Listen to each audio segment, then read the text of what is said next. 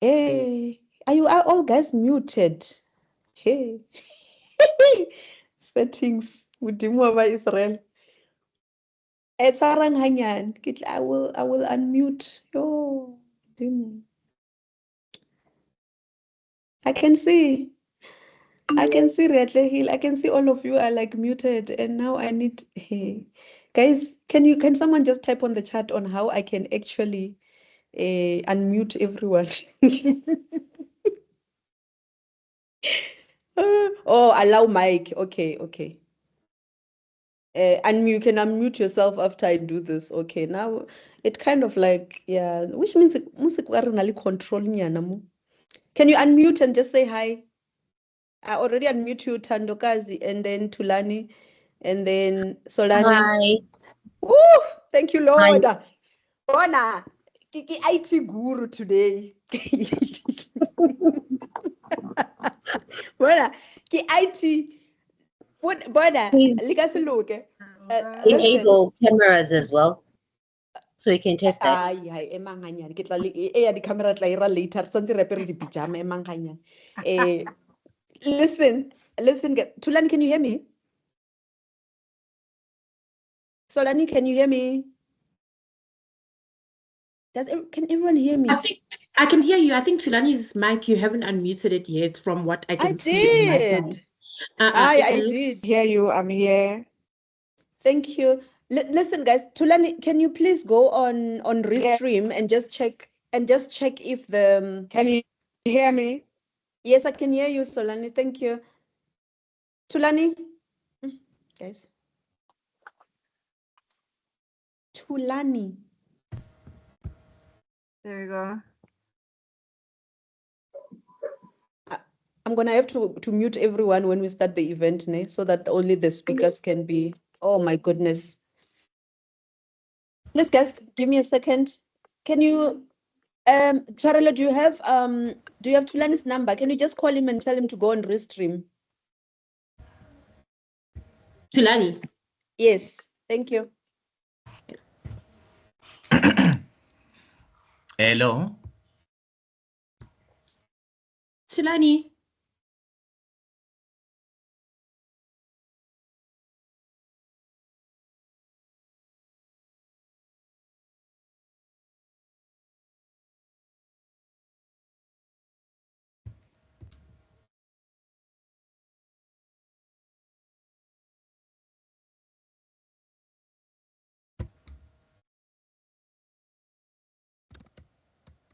Let me try and call him. Is he there? Tulani. Unmute.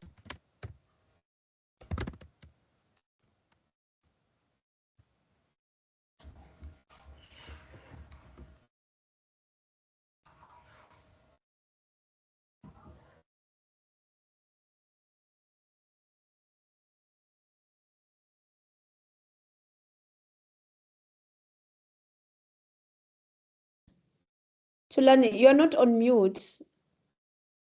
You need to unmute yourself on the other side.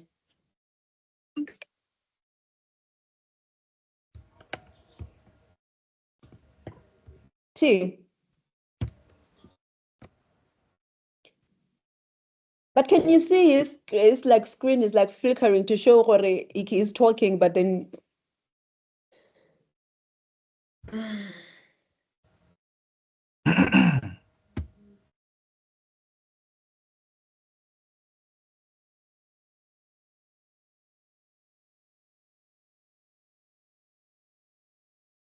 hello? I can still hear you. Is he still here or is he gone? I think he's the meeting. Yeah, I think he's trying to rejoin. Because I could see that he was saying something, but then it's just not connecting. Let me unmute Bento. I'm just gonna unmute a few people so that we can buddy. Oh, we are testing. Testing.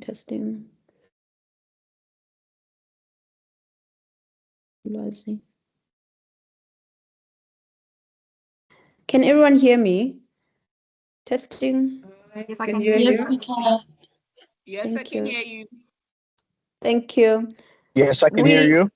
Yeah, once the event starts, then what we're gonna do is we will mute the participants, and then only the speakers will be able to, to be on camera, and then also the audio. But for now, we're just waiting for Tulani to, yeah. Please give me a second. I just need to call him and find out what's happening. So we're gonna try, if you can, if you have access to Facebook or via the link that was shared today. If you have access to Facebook or LinkedIn, we're gonna go on Restream and just see if it's like streaming on the other side. If you can maybe just confirm, since you're here already, I'll just confirm if I'm gonna like tap on the chat as soon as we go live on the other platforms. Thank you.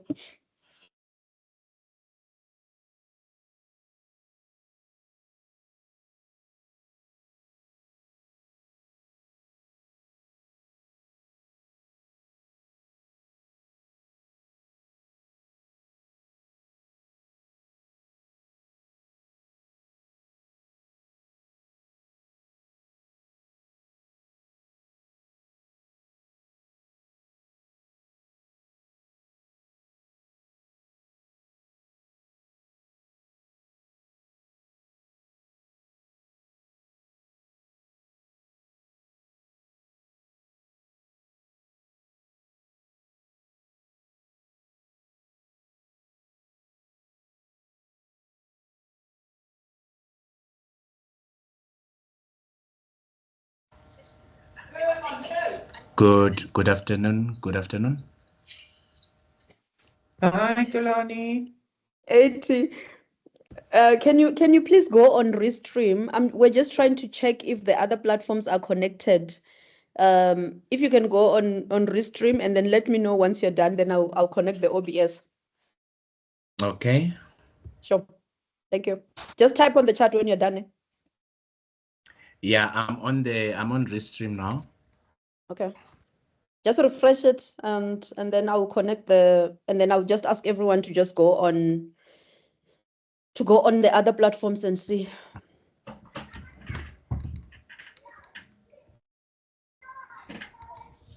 On OBS, it's showing live on Teams only. And then I want to press start streaming, and then I'll ask everyone to just try and go on LinkedIn and then Facebook. I'm not sure what's happening on Instagram, guys.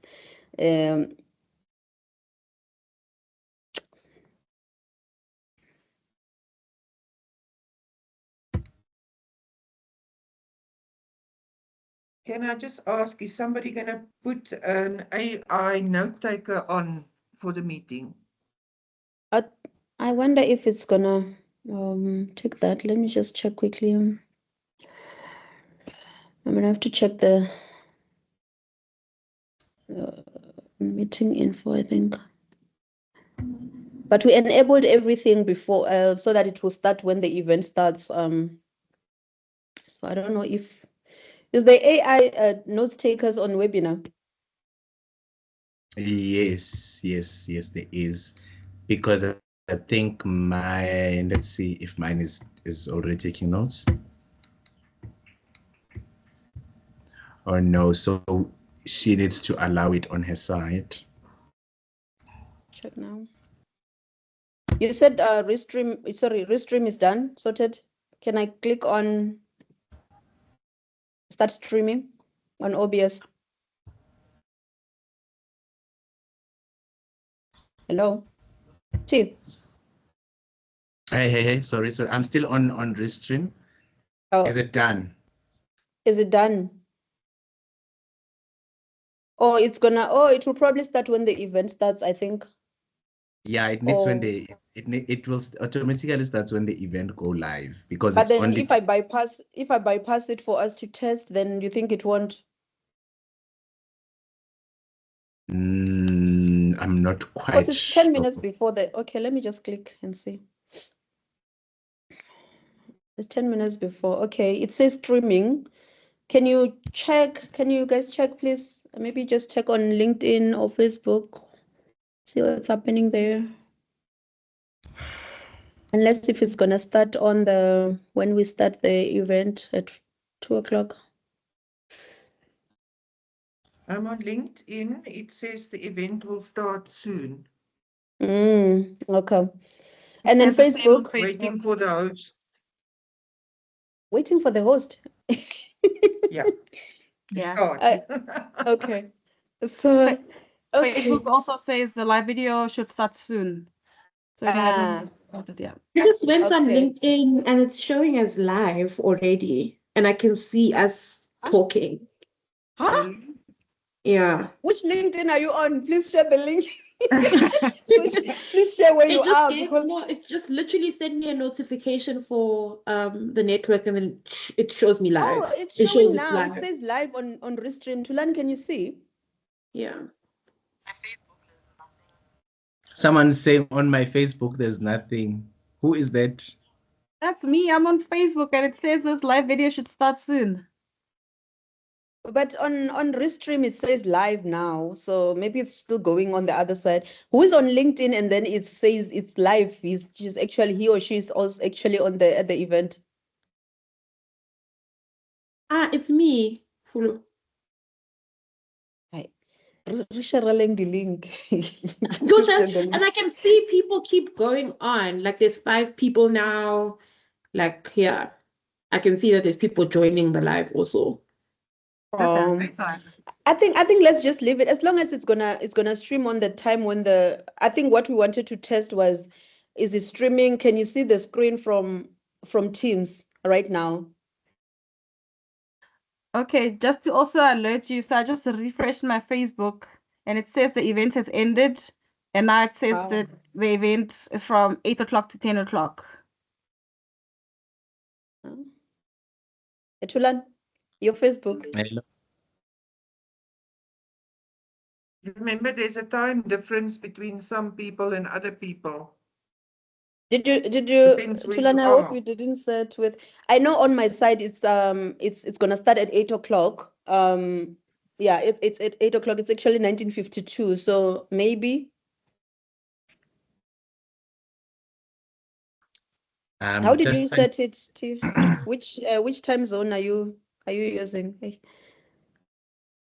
It's supposed to have started because I can see that it's actually live, but I'm trying to. It says re atlegile June nolwazi masemula kamahludi and full respond.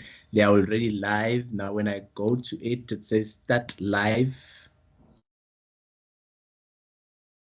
So you are supposed to start live. So who's gonna start the live on? Who's gonna start the live on LinkedIn?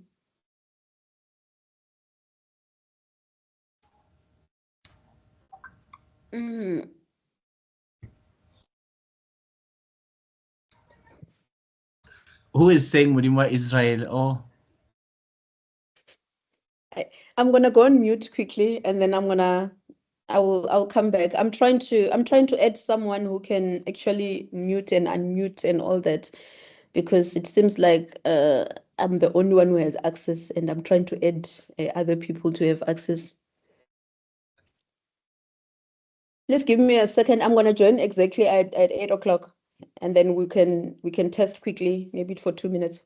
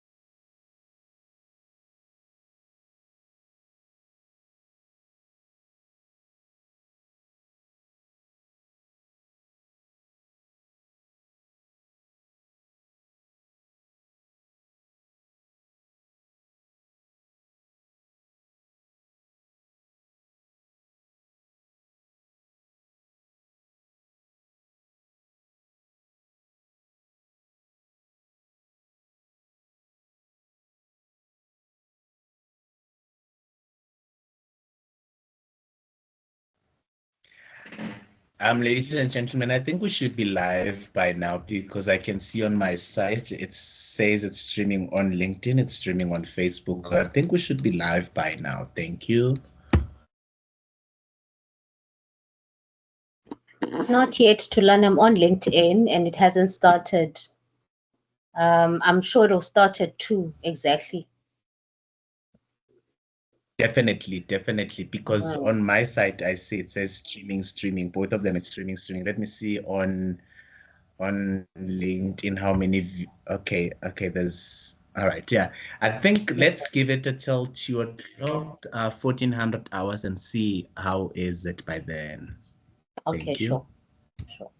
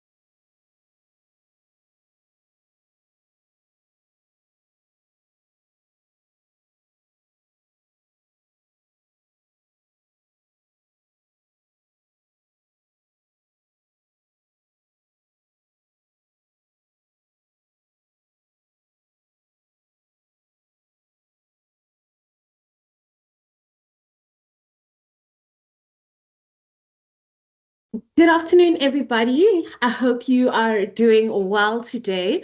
We're just waiting to confirm if Facebook is live. So I don't know if there's anybody on here who's able to check for us if the Facebook is streaming. You can just pop in the comment if you can see that the Facebook is live.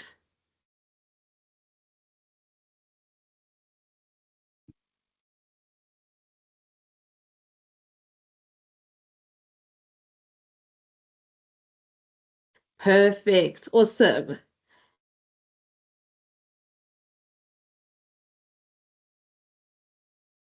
We will begin in a few minutes. We're just waiting to just get a couple of things situated, then we will start.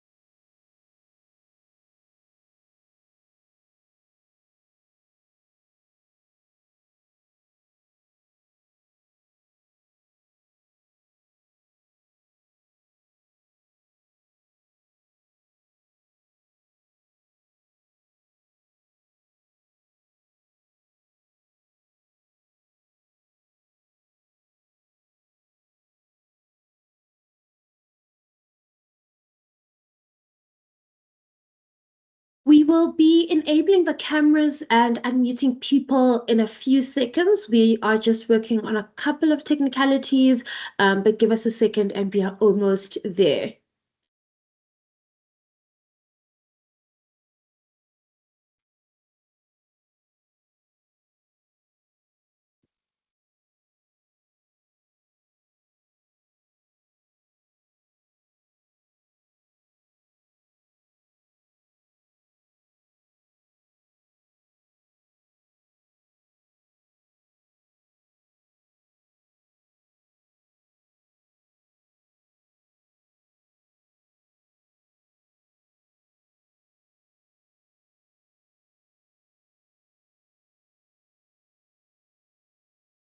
I think we are almost sorting out our technicalities. I think we can get the day going. Good afternoon, good evening, good morning to everybody who is joining us, whether you're joining us here on MS Teams, whether you're joining us on YouTube, LinkedIn, Facebook.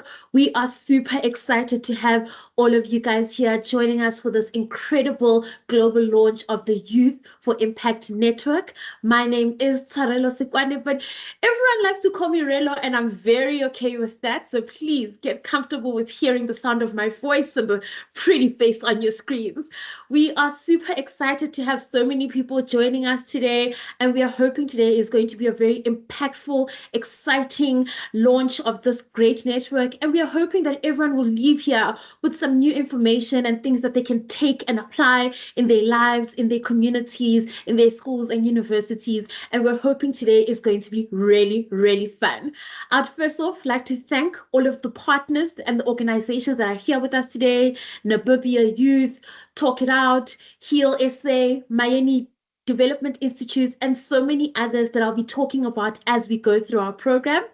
I'd also like to acknowledge all of the speakers that will be speaking today. We've got some really top tier experts in their fields who will be taking us through some very important and powerful information around some of the things that are important for young people across the globe.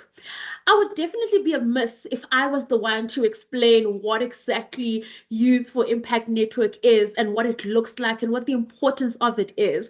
So I am not going to be the one to do that. I'm going to hand over to the wonderful Fulufelo Imanchivase, who is the founder and executive director of the Youth for Impact Network. And I'm going to ask her to just share a little bit about what the vision, the mission, and the goals of this is and what we are planning to do to empower the youth globally.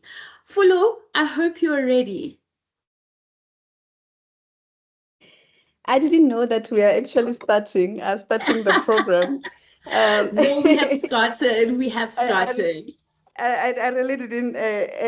What's this now? I didn't know that we were actually starting right now, but I'm just trying to unmute everyone. I can see there's a hand. I don't know how we're gonna manage the hands as we go along. How do we do this? Because I know that there are other platforms that are streaming on the charts. Maybe are we gonna use the charts? How is this one Yes. going to work?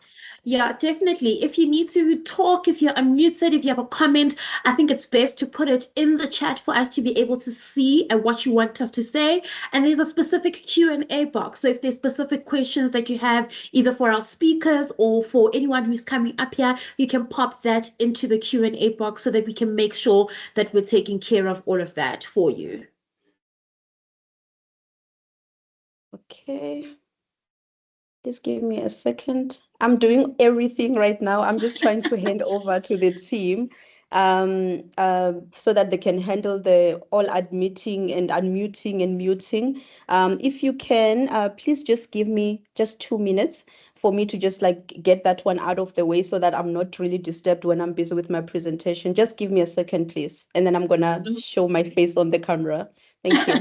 No problem. I think while Fulu is getting herself situated, I think we can get the chat going. Please tell us, like, where you from? Who are you? What do you do? What organization you're representing? Just so we can get this engagement going today. If you're on Facebook, if you're on LinkedIn, do the same and tell us where you're coming from in the chat, just so we can get engaged. We really want today to be a very engaging and interactive chat. We don't want it to just be this beautiful voice the whole day. We really wanted to be engaged, network with each other, and get to know each other on the chat as well. Thanks, Bernice, for getting it going. Hi to you. I know you are, yes, dialing in from Cape Town.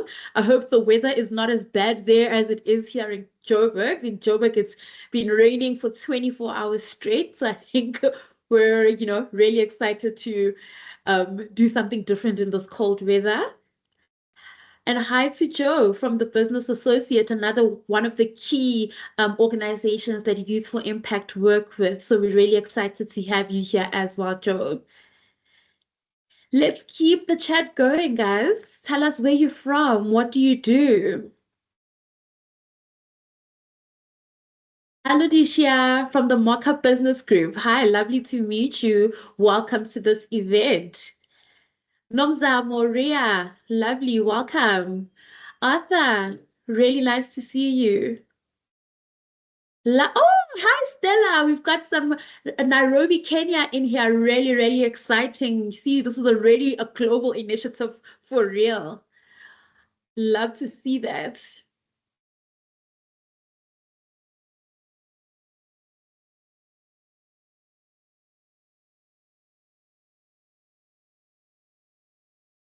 Awesome. Hi, Lebu. Welcome. I think this is the right space. There's going to be some career guidance later on that can definitely help you in looking for what you're looking for as well. So really welcome here.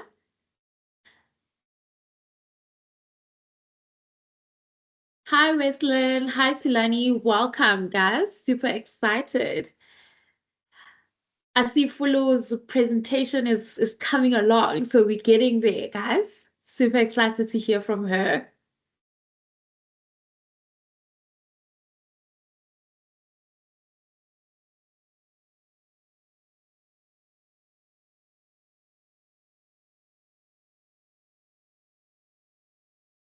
I love it. The young at heart. Yes, young at heart. That is such a fun thing to be because you always want to play in the youth spaces. So keep that energy going.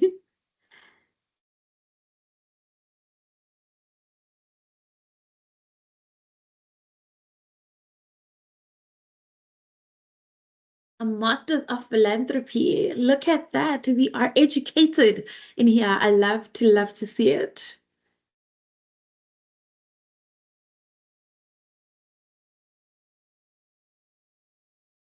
Joburg East in the house. Is that? I don't want to say where that is. Oh, Fulu's ready. Okay, enough of my voice. Let me hand over to Fulu. Thank you so much, Tshwarelo. You are doing a wonderful job in just like, keeping us alive in this platform. Thank you so much to everyone who has joined us today, all our partners, all our collaborators, our speakers.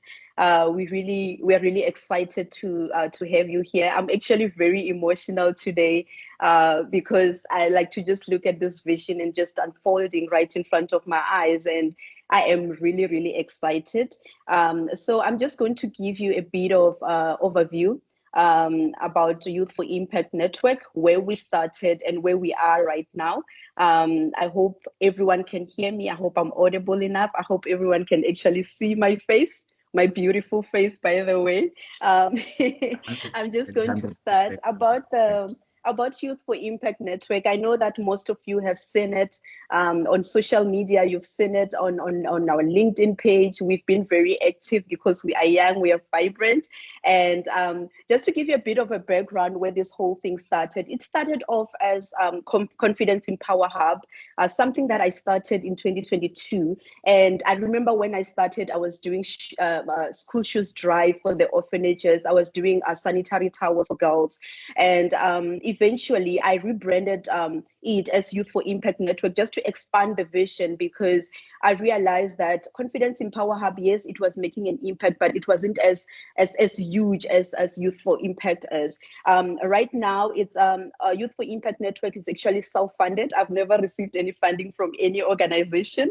It is finally registered as an NPC. And it was actually registered this year.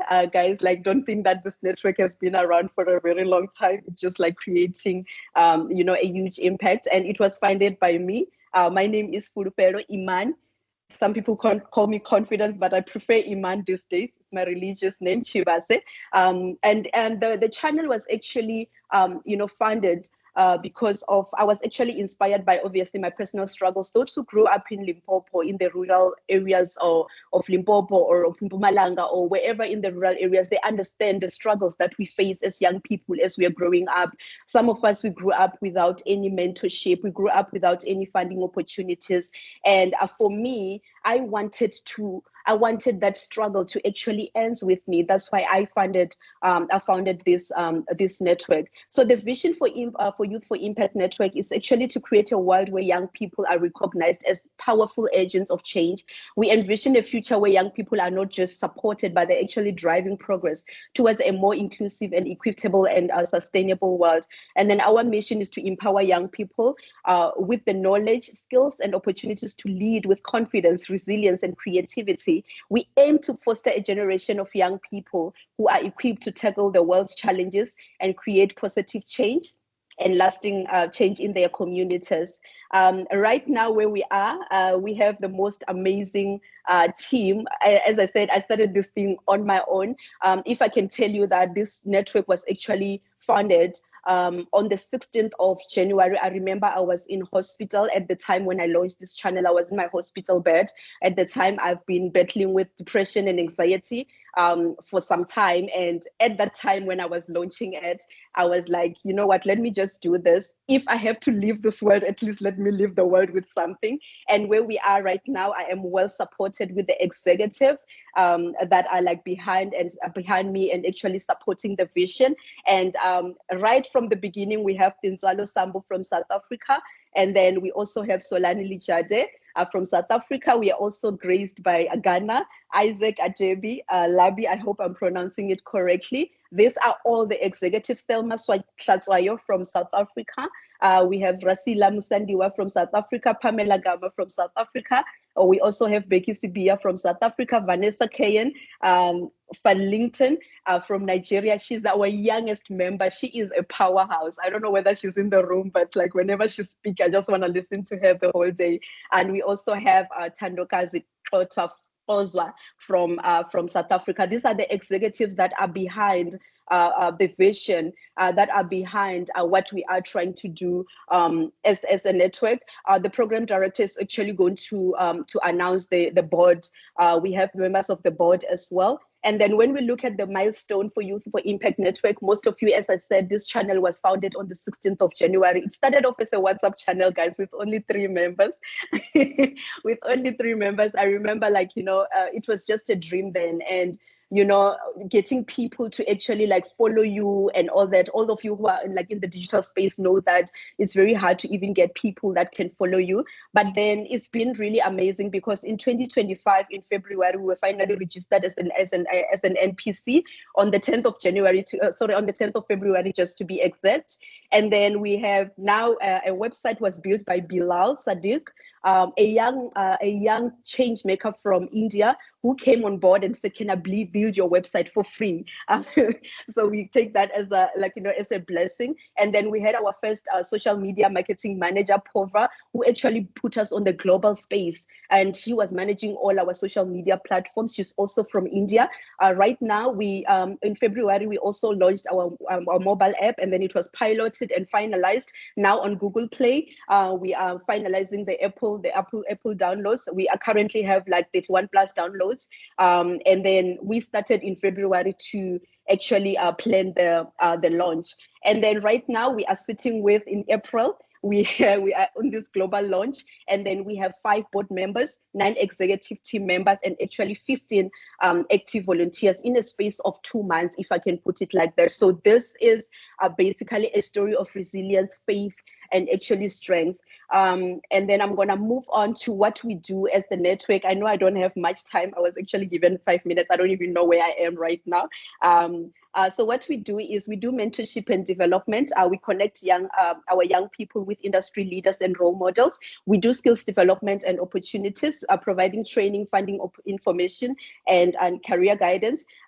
Mental health support. Obviously, mental health has been like on the core of the founding of this network. As someone who has struggled with that for quite some time, I know how important it is to just address those deeper issues that young people face. But then we are going to explore more as we go along, because there's going to be presentations as well on mental health and support.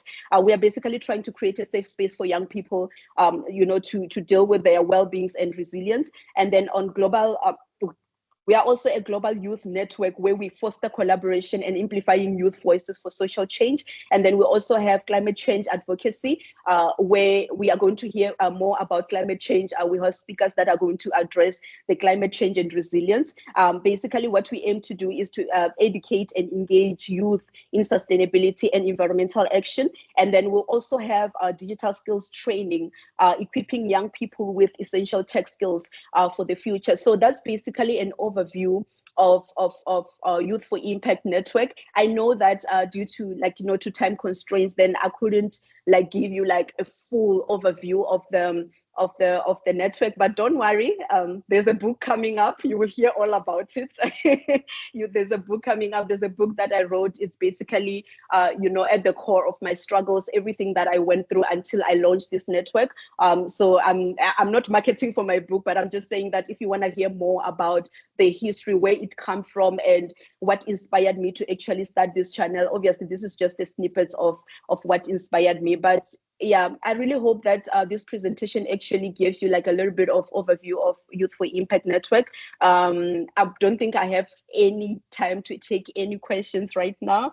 I can't monitor the charts right now. And if there's anything that you would like me to address, then I would love to just address to address all of you. But where we are right now, we are still a baby network, if I can put it like that, creating impact globally.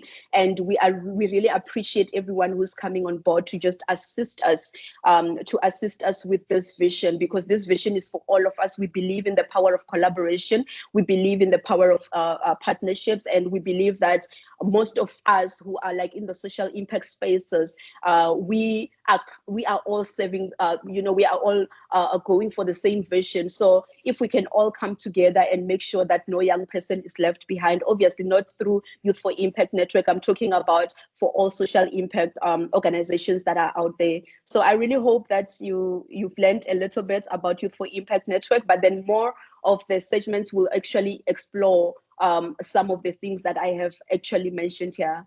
Thank you, Program Director. Thank you so much for that, Fulu. And yes, please, guys, go on the website, send them an email, follow them on their social networks, on Facebook, on TikTok, on LinkedIn, and all of these amazing platforms, just so you can connect with Fulu and the rest of the team. I think it is my responsibility now to also introduce the board that is supporting Fulu and the executives in the work that they are doing. So I think if any of the board members are here, as you hear your name, please switch on your camera, say hi to everyone quickly so that we can see you. The first board member that we are introducing is Ms. Ritlalehile Tabati. She is a sustainability and community development professional with nearly 10 decades of experience in youth empowerment, in stakeholder engagement, and environmental advocacy. Ritlalehile, I can see you're here. I don't know if you're going to switch on your camera. There we go. Hi to you. Lovely to see you. Lovely to see you. Thank you so much.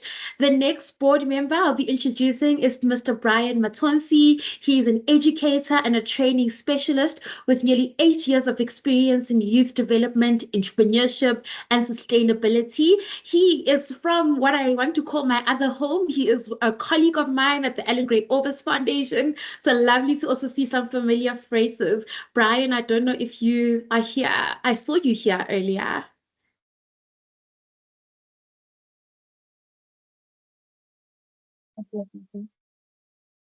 I'm not sure if he's here, but I hope that, yes, unable to switch on your camera, but he is here. So please, thank you so much for being here with us as well, Brian. The next person I'd like to introduce is Dr. Unene Gregory, who is a technology, entrepreneurship, and innovation thought leader. She holds a PhD in mechanical engineering and has worked across many countries like South Africa and France and UK, and she's also part of the board of directors. Dr. Gregory, I don't know if you're also here with us. I know the cameras are a bit of a challenge today, but please do say hi and introduce yourself in the chat so that everyone can get to know you. These three board directors that I've introduced so far are from South Africa as well, just so that all of you know that. The next person I'm going to introduce is from Nairobi, Kenya. It's Ms. Stella Chiboi. Stella is a leadership and organizational development practitioner with over 10 years of experience in youth empowerment. She currently works as a public-private programs lead at an Emerging Leaders Foundation in Africa, and she's got a lot of experience and passion about grassroots impact, and we also hope to, there we go. Hi Stella, lovely to see that you are here in the chat with us too. And last but not least, on the board of directors, we also have Mr. Bento Marcus joining us all the way from Mozambique. He is a youth development specialist and a tech innovator with over 15 years of experience. He is currently the recruitment systems development manager at Yali, and he's really passionate about youth leadership programs and has worked across Southern Africa as well. So hope you're also, I can see Bento's also here. Please do say hi if you're able to enable your camera, or just drop us in the chat as well. So that is the 5 directors. There's Bento. Lovely. Thanks for waving for us. Love it. Thank you so much for joining us. So as you can see, all of the board of directors, the executives are here to make sure that what Youth4Impact is doing is is carrying on and is doing all the things that they plan to do in their vision and their mission. Okay, Musa, I think you're unmuted. If you could just mute yourself for a second, just so that we can get to do the program. Thank you so much. All right, guys, I think we are ready to unpack all of those key topics that Fulu was talking about when she did her presentation. And I really want us to, really engage and ask questions. So if you've got a pen, a paper, write down your topics or your questions for the Q&A, or drop them in the Q&A box just so that we can answer them. So how the sessions will work is that after every topic, after the speakers speak, we'll have about 5 to 10 minutes where we take off maybe 1 or 2 questions. And then later on, we'll have a full 20 to 30 minutes where we'll be asking questions from everybody across the speakers today. So yeah, let's get going with our first round of topics. So we have a wonderful topic starting now, which is very close to my heart, which I used to work in, which was mentorship, and that will be presented by Ms. Mveliso Mbanga. Mahela, who is the founder of Mayeni Development Institute. And then we'll also have a very informative topic around mental health, and this will be presented by Ms. Judy Dos Santos, who is a social worker, and Ms. Mpadi Magala, who is the CEO of Heal SA. So I think we will start off this day with Judy. Judy, over to you. Hi, everybody. Can you all see me and hear me? Yes, we can. Great. Thank you for the opportunity. I'm very excited to be here today. I'm Judy Dos Santos. I'm a social worker in private practice, and I've been working in the mental health and substance abuse fields for more or less 14 years. I work in various fields and often get referrals for adolescents and young adults regarding mental health or substance abuse issues. So, yeah, I'm just going to give you some stats and information about the different kinds of mental health conditions we are dealing with the youth, and then look at some coping skills from there. And I hope the time is going to be good to me. Right. According to an article published by the World Health Organization on 10 October 2024, there are some key facts regarding mental illness amongst the youth. Globally, 1 in 7 of 10 to 19-year-olds experiences a mental disorder, accounting for 15% of the global burden of disease in this age group. Then, depression, anxiety, and behavioral disorders are amongst the leading causes of illness and disability among adolescents. Suicide is the third leading cause of death amongst those aged from 15 to 29. Isn't that scary, people? The consequences of failing to address adolescent mental health conditions extend to adulthood, impairing both physical and mental health and limiting opportunities to lead fulfilling lives as adults. So let's take a look at some of the most common mental health disorders that young people are experiencing. First one is emotional disorders. Anxiety disorders, which may involve panic or excessive worry, are the most prevalent in this age group. It's estimated that 4.4% of 10 to 14-year-olds and 5.5% of 15 to 19-year-olds experience an anxiety disorder. Depression is estimated to occur among 1.4% of adolescents aged 10 to 14 and 3.5% of 15 to 19-year-olds. The next one is behavioral disorders. These are more common among younger adolescents than older adolescents. So, for instance, attention deficit hyperactivity disorder, ADHD, characterized by difficulty paying attention and excessive activity and acting without regard to consequences, occurs amongst 2.9% of 10 to 14-year-olds and 2.2% of 15 to 19-year-olds. Conduct disorder involving symptoms of destructive or challenging behavior or defiant behavior or acting out, acts of aggression, occurs among 3.5% of 10 to 14-year-olds and 1.9% of 15 to 19-year-olds. Right, the next one is eating disorders. Eating disorders such as anorexia nervosa and bulimia nervosa commonly emerge during adolescence and young adulthood. Girls are more commonly affected than boys. Eating disorders can affect physical health and often coexist with depression, anxiety, and substance use disorders. They occur in an estimated 0.1% of 10 to 14-year-olds and 0.4% of 15 to 19-year-olds. Anorexia nervosa can lead to premature death, often due to medical complications, for instance, heart attack, or suicide, and has a higher mortality rate than any other mental disorder. This is so scary when I saw this. Right, next one, psychosis. Conditions that include symptoms of psychosis most commonly emerge in late adolescence or early adulthood. Symptoms can include hallucinations or delusions. Schizophrenia occurs among 0.1% of 15 to 19-year-olds. Suicide and self-harm. Suicide is the third leading cause of death in older adolescents and young adults in 15 to 29-year-old group. Risk factors for suicide are multifaceted and include harmful use of alcohol, abuse in childhood, stigma against help seeking, barriers to accessing care, and access to means of suicide. Next one is risk-taking behaviors. That would be things like alcohol consumption, e-cigarettes or normal cigarettes. 32% of teenagers smoke e-cigarettes nowadays. Cannabis use, prescription opioids are being abused, and then there's other drug use as well.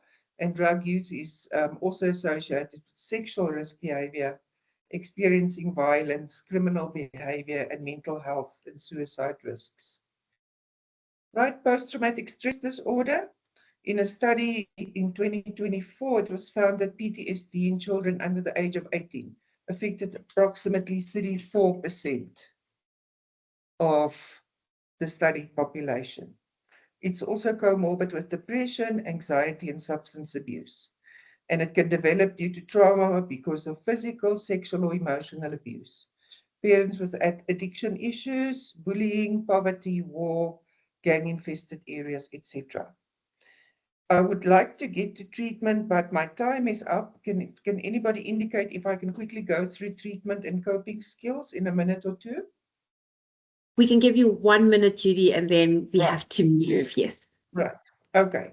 So treatment options would be counseling or therapy, psychiatry, medication, hospitalization or rehabilitation, alternative treatment options or non-medical or natural options or support groups, healthy coping skills, exercise, sports, kicking a ball, jumping jacks, skipping, hula hoop, dancing, cycling, swimming, breathing exercises, yoga or stretching, meditation, journaling, music, singing, playing a musical instrument, arts or crafts or hobbies, having a glass of cold water bath or shower, rinsing the face with cold water, spending time outdoors in nature or fresh air and sunlight, social support, talking to family or friends, positive self-talk, motivational books, podcasts like TED Talks, cuddle or play with a pet, hug a stuffed animal. So these are just examples of some coping skills.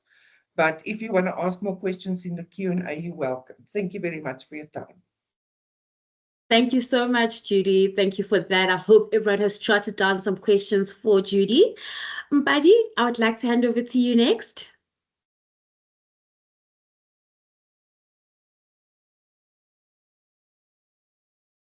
Hello, hello, hello. Can I start? Hi. Yes, please go for it. All righty. My name is Mpadi Makhalo. I am from Hill SA. Hill SA is a nonprofit organization that provides free mental health services to students in universities and high schools. We operate mainly in Gauteng at this point, but are looking forward to extending our services throughout South Africa. Today, first of all, I'd like to congratulate Youth4Impact. This is a wonderful, organization, and congratulations on your launch. As you know, our youth more than ever need services like this, and we thank God for you. So I am going to move and talk to stigma. Judy did a very good job of really getting into some of, enable my camera, sorry. Can you see me? Yes, there we go. Yeah, Judy did a very good job of getting into the nitty-gritty in terms of what mental health is and how it affects young people. I'm going to talk to stigma, which is very personal to me as somebody who struggled with mental health. I think like Iman, we all know the dangers of stigma. And for somebody who's been in the mental health sector for over 20 years, I started in the public health space working with HIV and AIDS. And one of the projects that I worked on was on modeling stigma with HIV and AIDS. And just for your FYI, 50% of the deaths that we experience in South Africa that were HIV and AIDS related could have been averted if we were able to deal better with HIV and AIDS stigma. So if you think of that and look at where we are in with mental health, which I believe is going to be the next epidemic, if not already, we have an opportunity as South Africa that we've seen what stigma did with HIV. Can we move to the next slide, please? So for us to now, be very intentional about talking to stigma and how we treat mental health. Before I get into, and I'm going to go very quickly into the slides, and these are for people to use as resources. But first, we need to understand what stigma is, and what it is. It's negative attitudes, beliefs, and stereotypes held by individuals and or society towards people with mental health condition. We see this a lot in our communities, and the whole concept of a strong Black woman or boys don't cry, it really is, it's a setup as we then grow as women, as young women and women and children.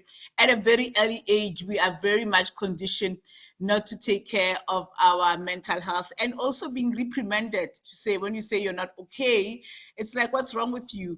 I either I've been through this or I've seen the worst. I remember when I was struggling with my own mental health issues, my mother would say, you know what, pray it out. We're a Christian home.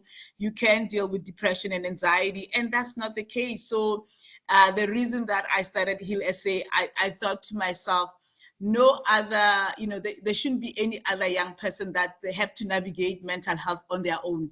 So we are very much in the schools, in areas where young people are, to make sure that A, they have access to the services, and B, there's no stigma in them getting this service. We can move to the next slide, please. What types of stigmas do we see or we know of? First is the public stigma, the general stigma that I spoke to earlier on, which just have, like, we have a negative as a society, especially as a Black community, in Black communities, and you find a lot of these really attitudes and stereotypes around people who are not well. Like, we would really make you feel, and it's like, Rena, as Black people, this is a white person's sickness or unwellness. So as a Black person, you have to be extra smart, extra hard, work extra harder. And we also talk about, some of these stereotypes around GBV. If anything happens to you, what were you wearing? That's, that still talks to your whole mental health and wellness. So do I report the case if I'm going to be questioned about what I was wearing? Self-stigma, this for me is one of the worst stigmas that we can have, when we start internalizing stigma, where you start thinking there's something wrong with me, everybody else can cope, but I am struggling. And this, for me, what it does, it delays you uptaking the mental health treatment. It really now, you can't, I always say, you can't heal in isolation. So once I'm in my little corner thinking that my healing is my own endeavor, and the whole community or my family can't be involved, then it really does delay me getting help, or delays me in terms of, to be able to thrive, or to also, you can't have shame and guilt and you thriving at the same time. You have to choose which one. So this, if there's no self-urgencies, it takes away your self-urgency. And the structural stigma is also another big one, because when you move or you navigate a community and a society where else, the education system, the health system, even your family structure is not in supportive of mental health, or they don't talk about mental health, then what are the likelihood that you will actually go out there and seek help? And this one is called the courtesy stigma, that you are now stigmatized because of, in relation to something. So I remember when I was starting this, my cousin was saying to me, yo, but we have a sister that has this problem. And I'm like, but I have no problem ring. I have this cause that I'm very passionate about, and I want to see making sure that Black children have somewhere to go to be tended to. May I kindly move to the next slide, please? Buddy, unfortunately, your time is over. So yes. You are joking. I'm Alrighty. yes, I'm no, so sorry. No, I think, yeah, but I think maybe to just finish it off, guys, we need to take care. I mean, stigma is the biggest deterrent in us getting through this mental health challenge in our country. So we need to very much put the high flag up. And I was very happy when Iman introduced the program and spoke about herself and her journey with mental health. And we have to make it an everyday conversation in our homes. Thank you very much. Thank you so much, Mpadi. What we will do, Mpadi, is that if anyone has more questions for her, please drop them in the chat, drop them in the Q&A, and we will circulate her slides and put them on the social media just so that everyone can have a copy of them and be able to reach out to her as well. Thank you so much. Perfect. Next, I'm going to hand over to Nomveliso Mbanga, who is the founder of Mayeni Development Institute, and she will be taking us through a mentorship talk for young people. Nomveliso?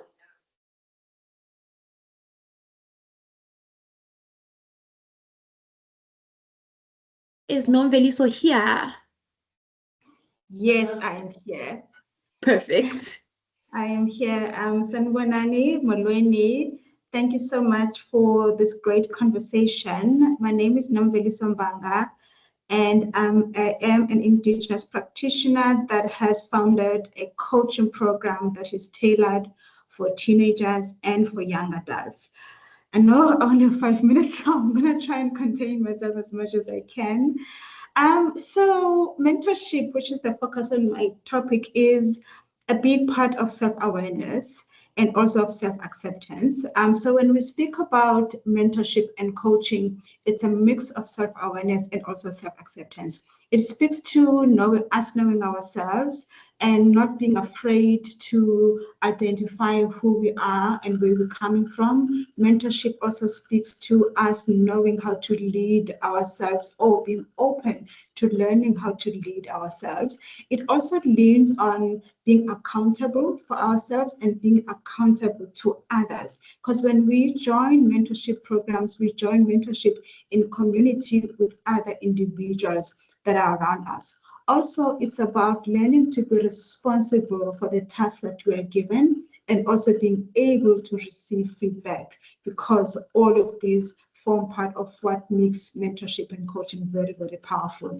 So since I'm an Indigenous practitioner, for us, our coaching programs for teens under teen coaching and our young adults programs through Sankofa career coaching speaks to or links to mentorship, as we are as Abantu, as Indigenous people, which is we thrive in community. For as long as we've known ourselves as the Black community, which is our focus and our practice, we know that we do well when we are surrounded by community. What community does for us, it energizes us, it gives us a sense of love and being connected with other individuals. Outside of community, we tend to not do so well. Hence, you find that nowadays there's a huge thing about young people isolating themselves, young people not knowing how to fix problems with family. What it does is it isolates us, and when we're isolated, mental issues thrive because we have no one to communicate with or to build community with. So what we do then, we emphasize the value and the benefits that we get from being mentored, because it comes with being part of a community that will understand who you are, that will guide you to know who you are. And also, we link mentorship to knowing ourselves and where we're coming from, and where we are not phased or reluctant to accept assistance. The biggest thing about, I think I've been coaching or working with young people for the past 30 years now, and one of the biggest things in this particular generation is this ability of not wanting to receive assistance, where we come across, or young people come across, as knowing it all, to a point where when you join new companies or you join new jobs or new teams, people tend to shy away from the current Gen Zs because they are known as not being able to receive guidance or receive feedback because we come through as knowing it all. What mentorship then does is it helps you to ground you, to know that at any given space or stage of your growing up journey, you will need individuals.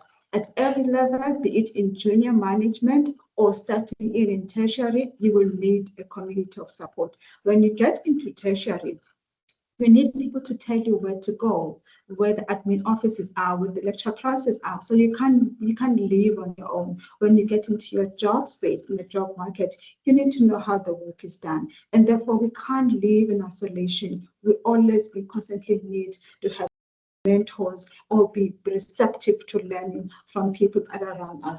The other thing that we focus on in our Sankofa career coaching program is that we infuse mentorship with self-wisdom. When you come into this world and you grow up as a preteen, as a teenager, you gain knowledge about who you are. You gain knowledge about what you can do and what you cannot do. And what self-awareness does and self-acceptance does is it helps you to understand that there are things that you cannot do as yet. And because of that, you will need to be able to learn to receive guidance and acceptance from the next person. And when you don't know that about yourself, your lack of knowing your weaknesses and your strengths, you then become that person who does not want to receive guidance, who lacks self-responsibility, and who lacks accountability. So we try by all means to encourage young people to constantly be open to being mentored and also to receive learning as much as you can. I think you think my time is up. You still have a minute. So I guess in closing, what I wanted to say is that it doesn't matter if you're a young person, you're 13, 14, 16, 18, or 25. Please be open to being mentored, be open to being coached, be open to learning, and also to be part of your community. Mental illnesses thrive on isolation, and mental health thrives on community as well. Thank you so much. Thank you so much, Nomveliso. Thank you, Judy. Thank you, Mpadi. I don't know if there's anybody who'd like to put up their hand right now and ask anyone from the panel a question or two. We do have a couple of minutes for a question or two.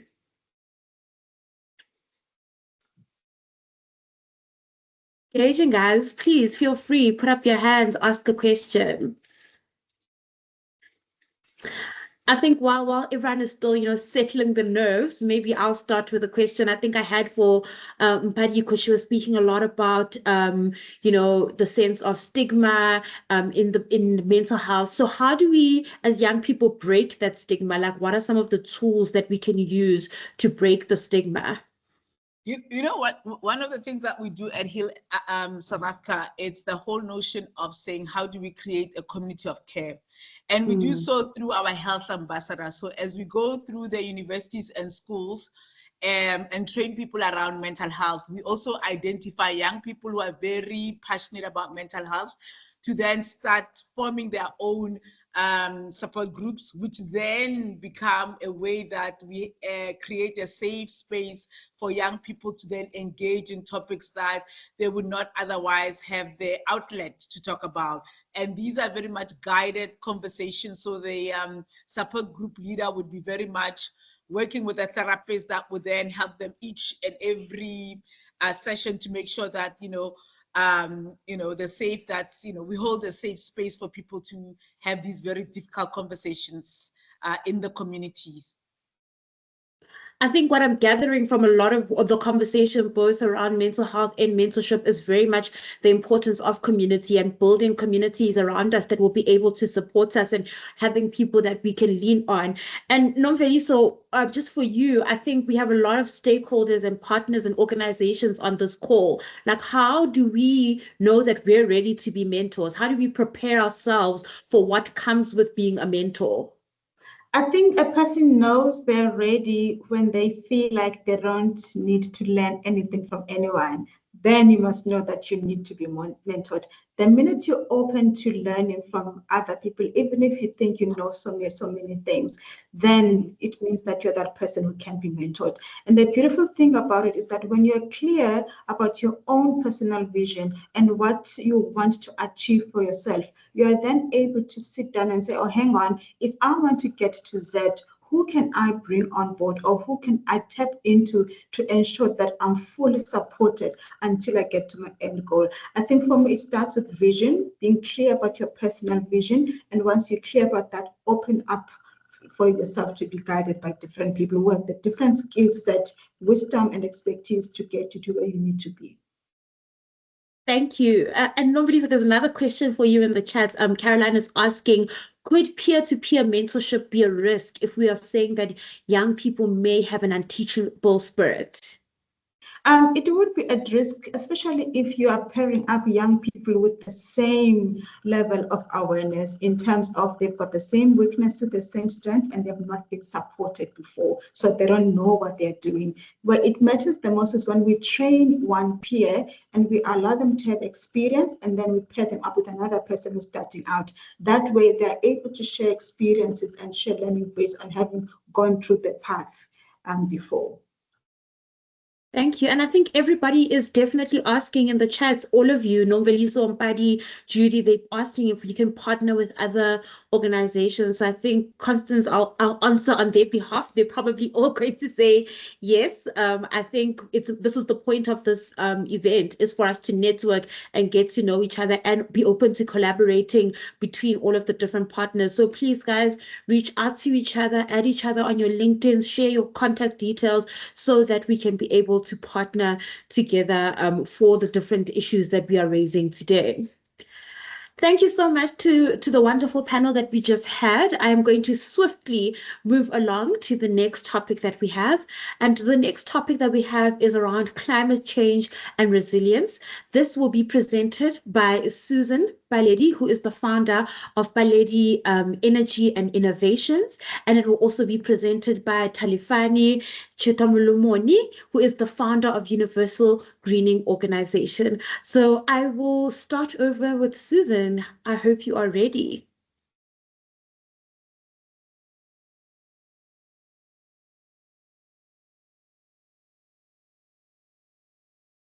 Afternoon. Can the second speaker take over for now due to network? I'm trying to position myself. Okay, no problem. Talifani, I don't know if you are ready. Thank you so much, colleagues. My name is Talifani Chitomoromone. I don't know if I'm audible. Yes, you are. We can hear you clearly. Thank you so much. My name is Talifani Chitomoromone. Like you said, I'm the founder and the executive chairman of the Universal Greening Organization. And I think I must also appreciate the space that have been created by Furu, my sister, for us to engage. Due to time, I will not be able to go through a lot of things, but I thought it would be important that we engage on the issues of climate change. And starting from a sustainability perspective, I was listed on Forbes 30 Under 13 2023 as one of the champions of sustainability in Africa. And I believe that when we talk about sustainability, we're not talking about something that must be by the way. I believe that it must be embedded in our lives, daily lives, in our business models, in our community development strategies, and every single thing we do. We are living in a community or in an economy where it's driven internally by climate change. And I think we need to look at it from a point where it's part of our daily life. There are three things that I want us to look at. One is the issues of policy, two is the issues of community engagement, and then the last one is livelihood. And I think these are areas where if we are to talk about climate change and involvement of young people, we need to then position young people as drivers in the policy development. I always say the one who is having the computer direct the communication, direct the engagement, and direct the position of every single thing we're discussing. So if you are the one holding the computer, typing in the information, you are able to direct where the people go. And I'm saying this to say young people are lazy to write, young people are lazy to read, young people are lazy to research. And if you are able to get involved in those spaces, you will be able to direct the policy direction of the country. And that way you are able to now force institutions, be it government, private sector, and the civil society, to be able to engage on the direction that you would have guided. So if we want to have power as young people, we need to be people who are not lazy when it comes to research, because the policies that are being developed in the country level needs to have our DNA. And that space that, as the Universal Greening Organization, we're pushing young people to be involved. The second space, which is important, is advocacy. In South Africa, our government has taken a position to plant 10 million trees until 2030. They had actually said from 2020 to 2025, but now they didn't achieve that goal. Currently, they've only planted around 4 million trees. So they want to expand that until 2030. Our organization has played a very central role in ensuring that those trees are planted. We're participating in the 1 million trees program that was initiated by Gauteng government. So we played a very central role in developing their strategy. We actually assisted Mpumalanga province as well to plant their 2 million trees when they're developing their strategy. Currently, we're working with the province of Free State that is also developing their 1 million trees. But I think the country is trying by all means to participate in reducing, obviously, issues of soil cover. Because one thing that you must, when we talk about climate change, we talk about the impact, we talk about the effects. And some of those will be your droughts, some of those will be your floods, and obviously the rainfalls. So if you look at places like KZN, most areas are vulnerable to climate change, mainly because the issues of soil cover. The soil there is very open, there's no trees. But besides that, there is also issues of the slope.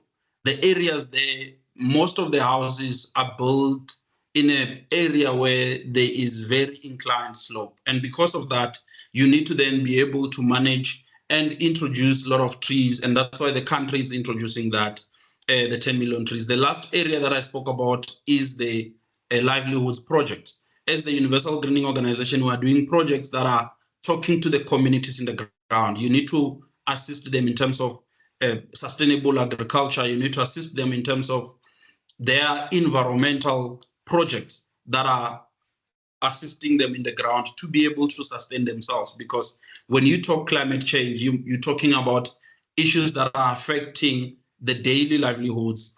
It is affecting the economies. It is affecting the young people. So one last project that we're doing, MC, is the youth development program, where we are giving space young people who are in the sustainability space to be able to lead through our fellowship program, where we take people who have never been on a plane before, who have never traveled outside their country before. We take them in a 90 days journey where we train them on leadership, but also give them space to travel outside their country. So this is the program where this year we're planning to take them to Botswana and Tanzania as well. But I'm saying all this to say there is space for young people to participate and play. They need to be the ones who take forward the steps and be able to lead. Thank you so much. Thank you so much, Talifani. We really appreciate that. I think that that is such a key, point that young people need to engage to make sure that we are all participating in this. I think there's a question for you in the chat that you can mull over while Susie presents for us. Susie, are you ready?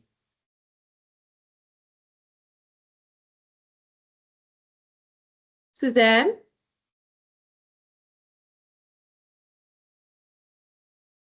Yes, I'm ready. Sorry, I had a problem with connections, hence I can't even turn my camera on. I'm ready. No problem. Thank you. Over to you. Good afternoon, ladies and gentlemen. My name is Suzanne Paledi, the founder of Paledi Energy and Innovations. Where I started with this organization, it was all to solve the problem of load shedding, yes, but as you grow and understand it, policy related, as I'm a law student, it was in relation with the policy making and climate action. As our fellow speaker, whom explained thoroughly about policy and other aspect I wanted to touch on. I will focus more on the economic one, in which is what I'm working on and dealing with on a daily basis, especially on the solar, where we are trying to sustain, because with climate action, we are more focused on the drought, how things are, how the weather and things are getting in an extreme extent, where the heat, the drought, and things that are affecting us on a daily basis. Am I still audible? Yes, you are. Oh, thank you very much. As I stated on my climate change and resilience, that the climate change is not just an environmental issue, it's also a threat that touches every aspect of our lives, that from devastating natural disasters to disruption in food supplies and economic stability.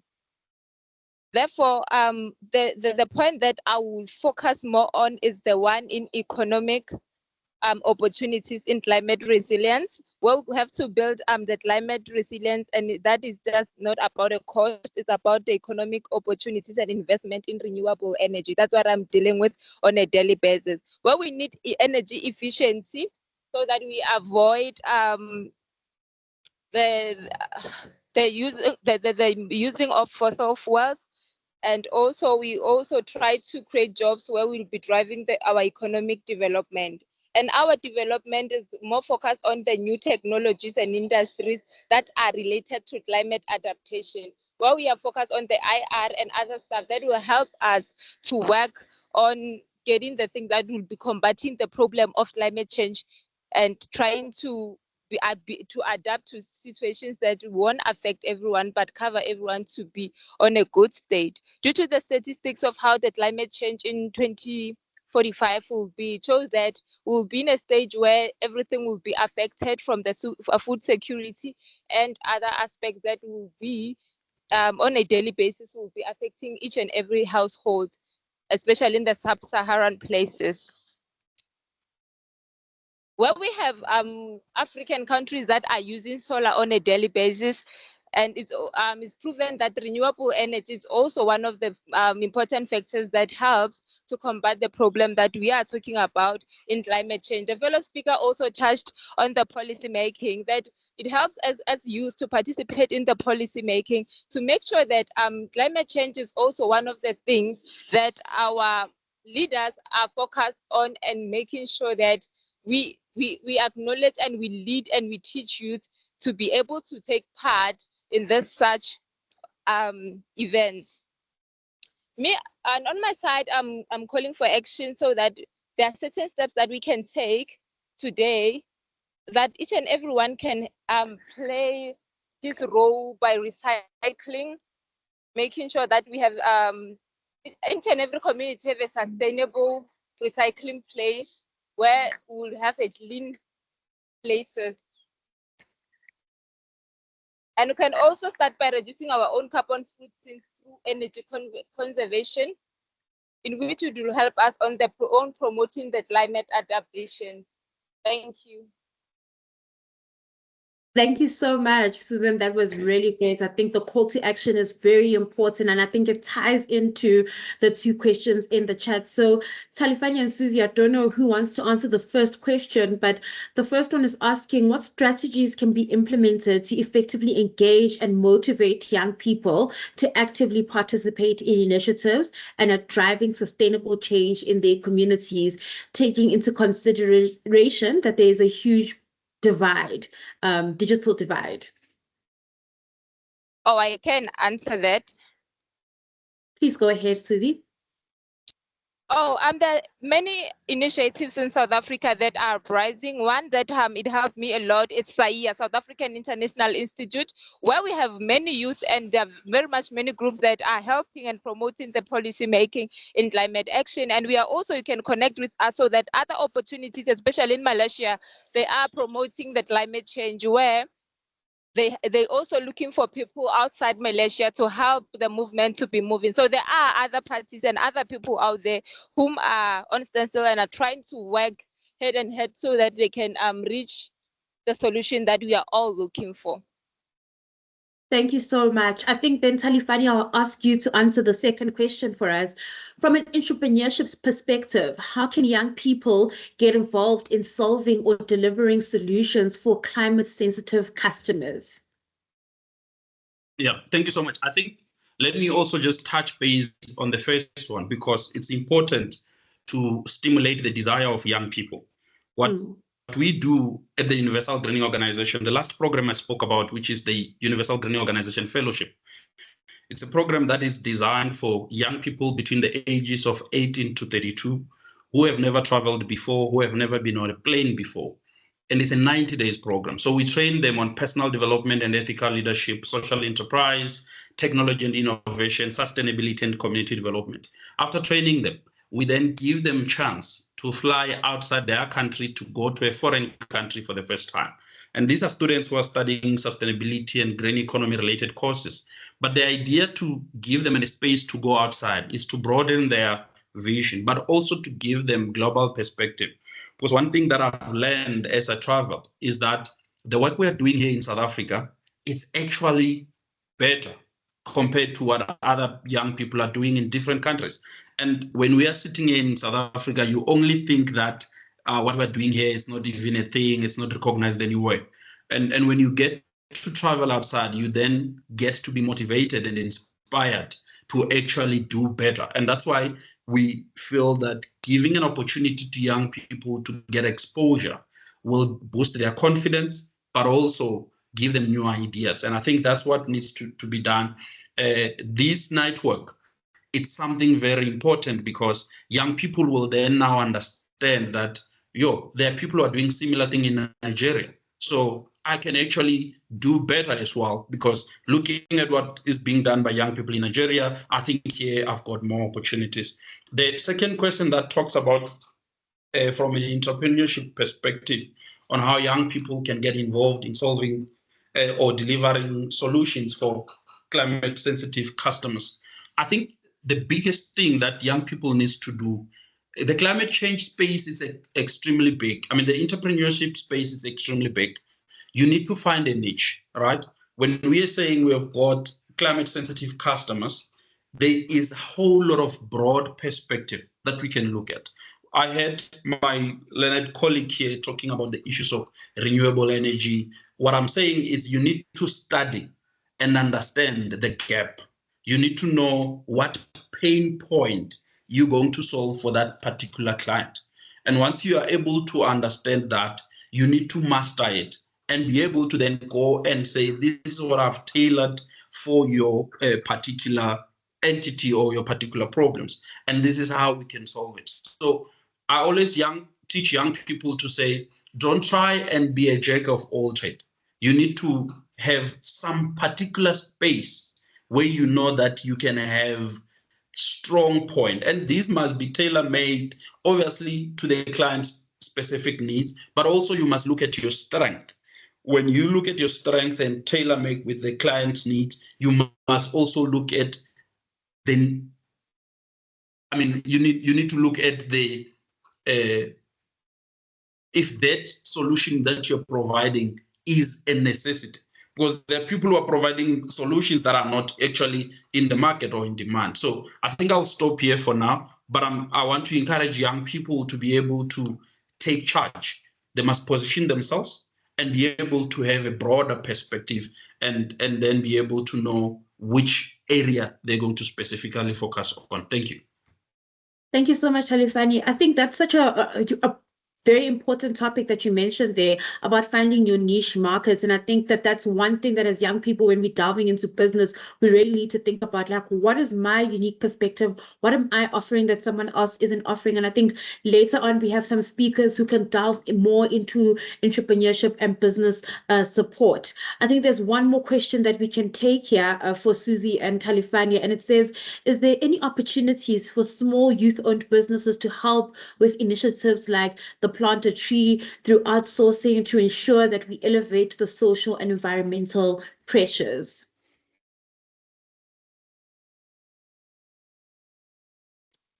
Susie and Talifani, I don't know which one of you would love to take that question.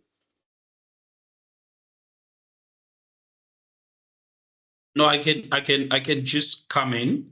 Thank you. So I think what is important here in terms of when we talk about the trees, and I always say to young people, a tree, when you talk about planting a tree, there is a business value chain in that, right? So you talk about your composting, you talk about your seeds, you talk about all those things. So when you look at one tree, you must ask yourself to say, how much is that one particular tree?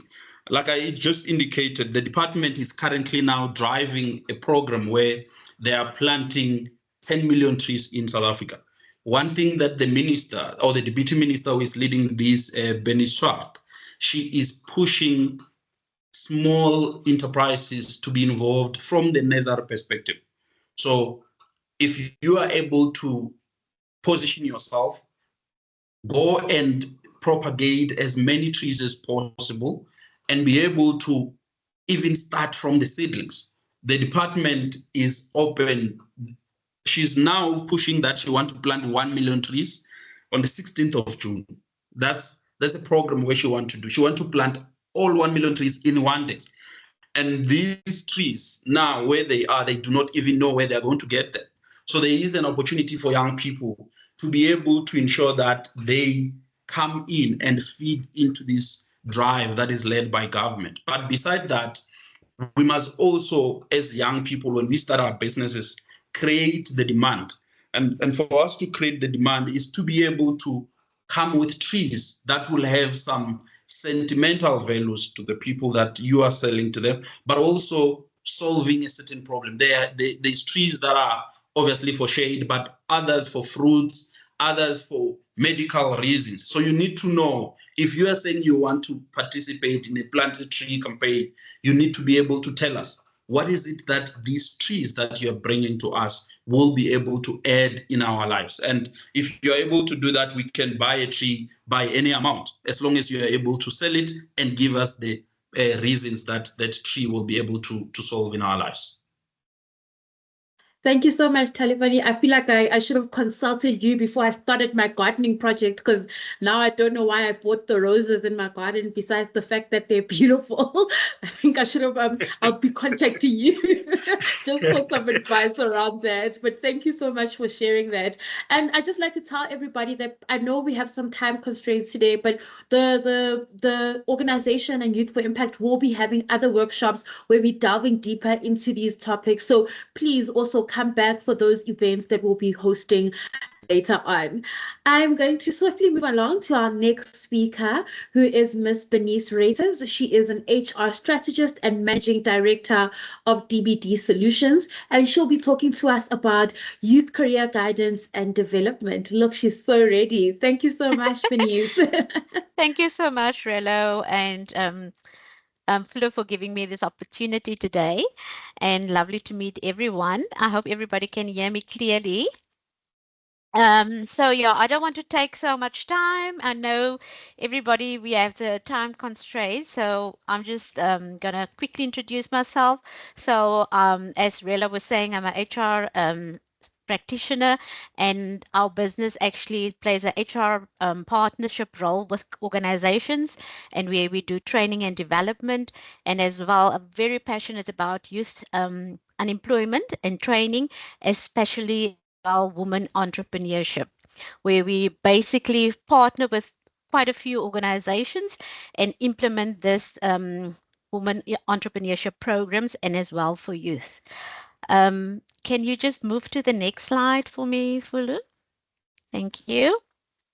So I will just go through the slides quickly as possible. Thank you. So if you can just move to the next slide. While she's basically trying to navigate through to the next slide, so I think for the youth in this specific instance, I think a lot of the speakers actually touch already on some of the values of you know, the youth when you start actually starting your entrepreneur or your career. So can you, yeah, so basically, can you go to the next slide? I think by basically really start with your current skill sets in terms of finding what your strengths are, and then work through that levels of by finding a suitable opportunity for you. I think I've got some stats most recently where there is specifically where it shows that in today's time, a lot of organizations basically look at youth not just because of so they need to be basically adaptable and be able to be a quick learner. And for the youth out there, I think if you're in the position of finding a position or a job, it's really about going out there and trying to actually get onto mentorship programs or mentors that can help you and guide you in terms of specific roles that you actually want to engage into. I also especially from learners that's making that career path into the university, go job shadows at certain organizations or actually interview someone in that profession that you can have a sense of really what the career path is all about. I think in the field of job opportunities and work that are definitely coming up, it's a lot of positions or profiles in the technology and AI, as well as in the health practice in terms of nursing and medical, and then as well in the I think someone mentioned earlier about there's a great opportunity in the environmental and green projects or opportunities, as well as entrepreneurship. So I would encourage you, despite of just studying your degree or have that skill, it's important for you to actually go and equip yourself, identify your strengths and your skills gaps, and do sessions or training online. There are various platforms and networks where you can actually upskill yourself. I think in the digital space nowadays, if you actually upskill yourself, I think there's towards the last slide, I hope Fulo can share that slide with me if the other's not working. I think I've actually selected 3 QR codes which youth can actually go online to assess them, to help them with their personality and strengths. So you do the session online and identify what are your strengths, what are your areas of development. Then you can break that down. Then I've got another QR code in terms of what are the skills that you require for that specific profession.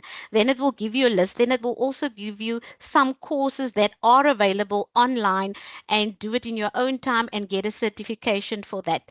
So with that saying, I would encourage you to do that. And I think technology in terms of how to create your CV, it's also very important not to have like one standard CV for everything. Make sure that your CV are ADS readable of when, because it's no longer that someone is screening your CV. So technology is screening your CV. So make sure that you've got that keywords that is in your CV or your cover letter. I've actually got a QR code or a section on the presentation where there's a ChatGPT cheat sheet in terms of how you type in your details, what position you're looking for, and then it populates like a cover letter or a CV for you with that keywords. And that is how you will then access quicker opportunities and job opportunities. I hope I touched on most of the things, but if there's any questions that you can put in the chat box. I would also encourage, young graduates or students, if they are looking at, finding a job and they can't find a job in the meanwhile, like I said, upskill yourself. There's a lot of AWS technology, and I think the space where everybody needs to upskill, it is in the digital platform, as gap between schooling, getting into the work or university, there is not all schools or institutions have the technical skills or training. So for you as a young student or learner, is definitely to educate yourself, go online, see what courses are available. There are lots of learnerships available, which is 6 months, where you can upskill yourself. In today's age, any position or job, I think it's important important that you need to upskill yourself in the digital space. And continuous learning, and have that attitude of continuous learning, being adaptable, solving a problem. I think someone even said, if you step into entrepreneurship, you need to know what problem are you solving. So with even going into a profession or a job, you need to go research and see what are the demanding jobs and need to be solved in the globally, and go look into that, how you can actually map your skills and your strengths in that specific area. I think, thank you for Relo. I hope I've touched on most of the things. I think Fulo has some challenges. Yeah, so thank you for that slide. I think maybe everybody can just, well, the slides will be shared with everyone. But thank you. Any questions? Yes, please. If there's any questions for Bernice, please feel free to drop them in the chat or put up your hand, and then we can get those questions going. All right, I think they've started there, Bernice. I think the first question for you, there is Brian's asking, there's such high levels of unemployment in South Africa among qualified graduates. And his question is, are we doing enough to encourage young people to choose the entrepreneurship path as a career path? Yeah, I think definitely that's why when I do get the platforms and when I do speak to youth, I definitely encourage them. Yesterday, we even had a grade 11 that's going into making career choices, and we mapped them up with a UCT student in studying engineering. And by just, mapping people up and getting experience from someone that's in the profession. But what this student was definitely saying to this learner, by really starting as educating yourself. Don't wait for the school system and the teacher to do that. Go on YouTube, go educate yourself, do coding so long, and solve problems by seeing what are the problems. And when you step into your career or your studies, then you're already solving problems. You're already coming with innovative ideas in time so you're creating that job for you at the end of the day, and you can step into entrepreneurship. Awesome. Is another Thank question. Yes. Pumzila's asking, how do we ensure that our CVs are ATS compliant? Because she's been applying for 4 years now. She graduated in 2021 and there's nothing to date. Is there something that she's missing? And I think that was one of my questions that I also wanted to ask you, Bernice, is what can young people put in their CVs to sort of make them stand out? What have you seen that has sort of set some people apart from other people in the CVs? Yeah, so like for instance, build a portfolio of evidence in terms on today's time. Like if you created an app or you've created or you solved a problem, you build that portfolio of evidence. You've done this, there was a problem, and you've implemented this. There was no system, and you implemented a system or a flowchart or write a program. Or if you're a digital marketer, I think everybody nowadays, creating content and, how you can come up with solutions and putting that in your CV as evidence and demonstrating that you have the skill or the ability. And then can you just touch on the ATS compliance side? Because I think she's saying she also changed her CV multiple times, but she's still struggling. Yeah, so I think in terms of that, where it is specifically, and there's no standard CV. So for each job profile, so if they advertise the position, try to match your CV as much as the job requirements or the skill set, and put that or that keywords in your CV. So when the system is screening it, that it picks up those skills, that experiences, and that is how your CV gets shortlisted and get to that pile. So just make sure, so like I say, there's no standard CV, but to match it with the job requirements and the skills that they are specifically in the job profile, if it makes sense. No, I completely hear you. I think there's always those certain keywords in the job advert that we also look for as employees to be like, I need to see A, B, C, and D. So I think, Pumzile says that you've covered her question and she's thankful. So I think thank you so much. I think one thing also I want to encourage young learners is definitely get onto the LinkedIn platform or social platforms where there's job opportunities. But LinkedIn, go headhunt, research employers. What are they advertising? What are they looking for? That and even your LinkedIn profile, that is your CV. So there's no way of just a CV sending it out. Your LinkedIn or social profile should actually have all of that keywords and your qualifications, and even flag down or broadcast your certificate. If you've done those LinkedIn courses and you've done, get your certificate, put that on there, and that is also show your interest and as well your adaptability on learning quickly and all of that. No, thank you so much for that, Bernice. I think you're completely right. I always, my colleagues always like to make fun of me because I say I post everything on LinkedIn. Whether I was emceeing here today, they know about it. Whether I was doing something, they know. And I think that also helps to build your profile with other people in your network as well. So thank you so much for your presentation, Bernice. I really appreciate it. Thank you. Thank you, Relo. Also, now we're going to move on to our next topic, which is supporting youth-led initiatives for social change.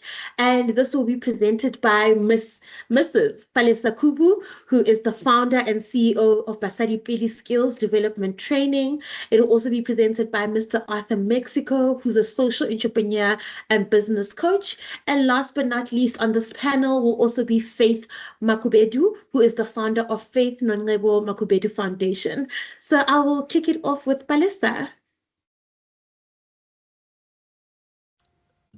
Good afternoon, guys. I am so sorry. This is an excuse. Mrs. Palesa Kubu from Basadi Pili is currently facing a family emergency, so she won't be with us at the moment. We do apologize on that. Thank you.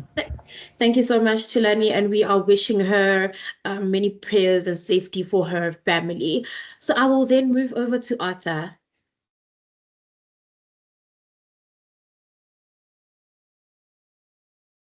Arthur, I can see you're on the call, but you are on mute. Good evening. Can you guys see me now? Yes, we can see you. Okay, just 1 second. I think my camera is loading. Okay. Good evening, everyone. Thank you so much for having me. Thank you to the leadership also for putting such a great initiative together. So as discussed, I'll be talking about supporting youth-led initiatives for social change. So just a quick introduction. I'm Arthur Yanda, Mexico. I'm born and bred from a beautiful town called Worcester in the Western Cape. I am a social entrepreneur as well as a broadcaster. So just to speak to my company, Access Network Africa, we are a youth development agency, and our biggest mission is to tackle youth unemployment in South Africa and Africa. Now, the way we're going to do that is through two key pathways. So we do it through youth skills development, where we train youth on two topics, business and leadership, as well as supporting youth-owned startups. So that is what we do. That's our passion. We are within the social impact space. And to be more specific, we are in economic development, right?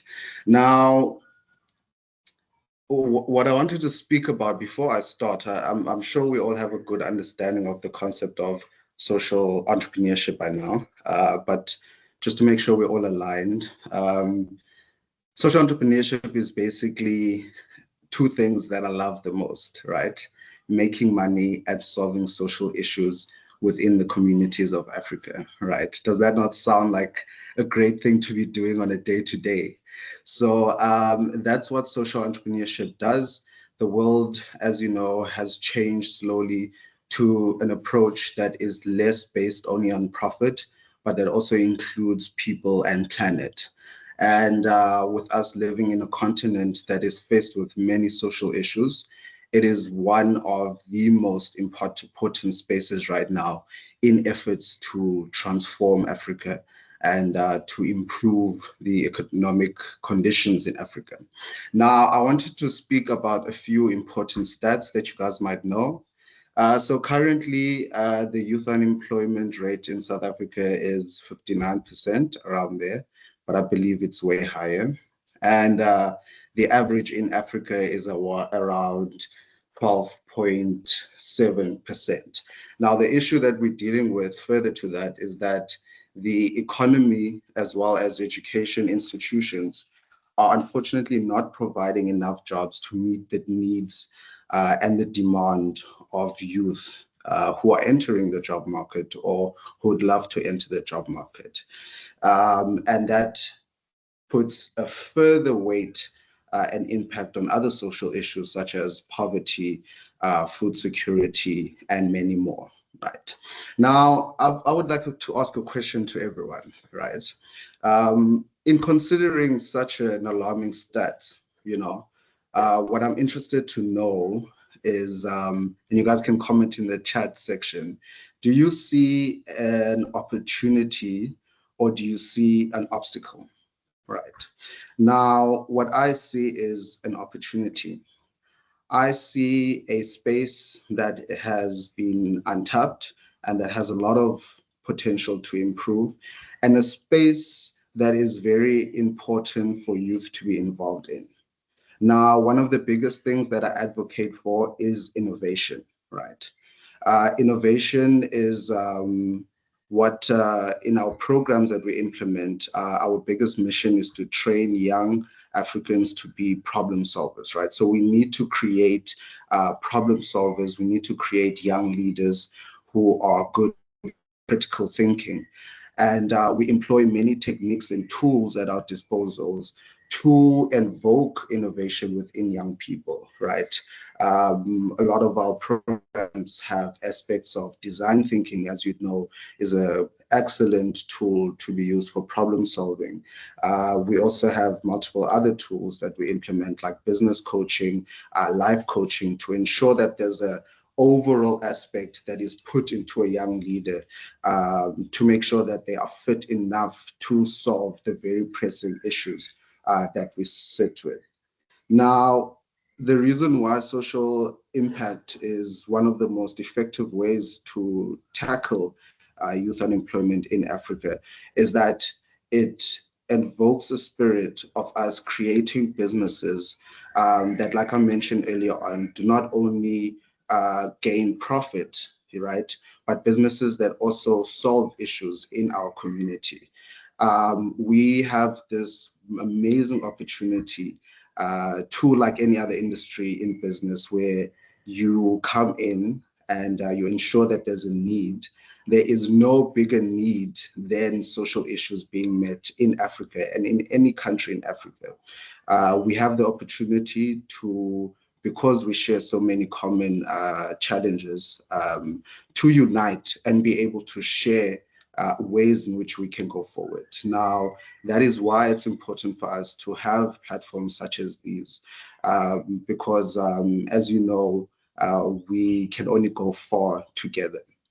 The word of, I think, inspiration, and I'm sorry, I'm just looking at the time, that I would just share with young people is that in everything that you do in terms of upskilling and making yourself, a better human being, right?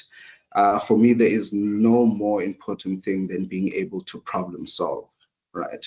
And for you to get to that point, you need to expose yourself to programs that exist close to your community that seeks to upskilling you and to also bringing about new approaches in your mindset. I think innovation is something that we're very gifted with in Africa, and that speaks volumes in our history as well as our struggles. And I wish, if anything, from my little talk today, that you all be inspired to take on the very big issues that exist within our communities. Thank you. Thank you so much for that, Arthur. We really appreciate it, and I think we'll engage with you later in a few minutes just around some questions that people have. I'd like to now hand over to Faith Makubedu.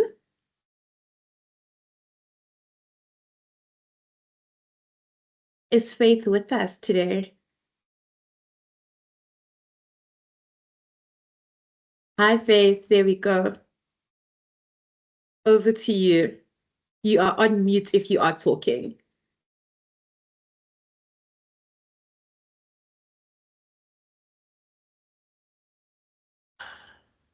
Hi, everyone. Hi, Faith. How are you? Good. How are you? Thank you so much for the platform, Sarelo, and everyone here. Wow, I think everyone has said a mouthful. I don't even know where to begin. But yeah, let me start by introducing myself. I am Faith Makubedu. I'm actually a founder of an organization, NPO, that promotes education and literacy. And we recently established a library at in Nelspruit, where I come from. So please just give me a second. I'm trying to go back to my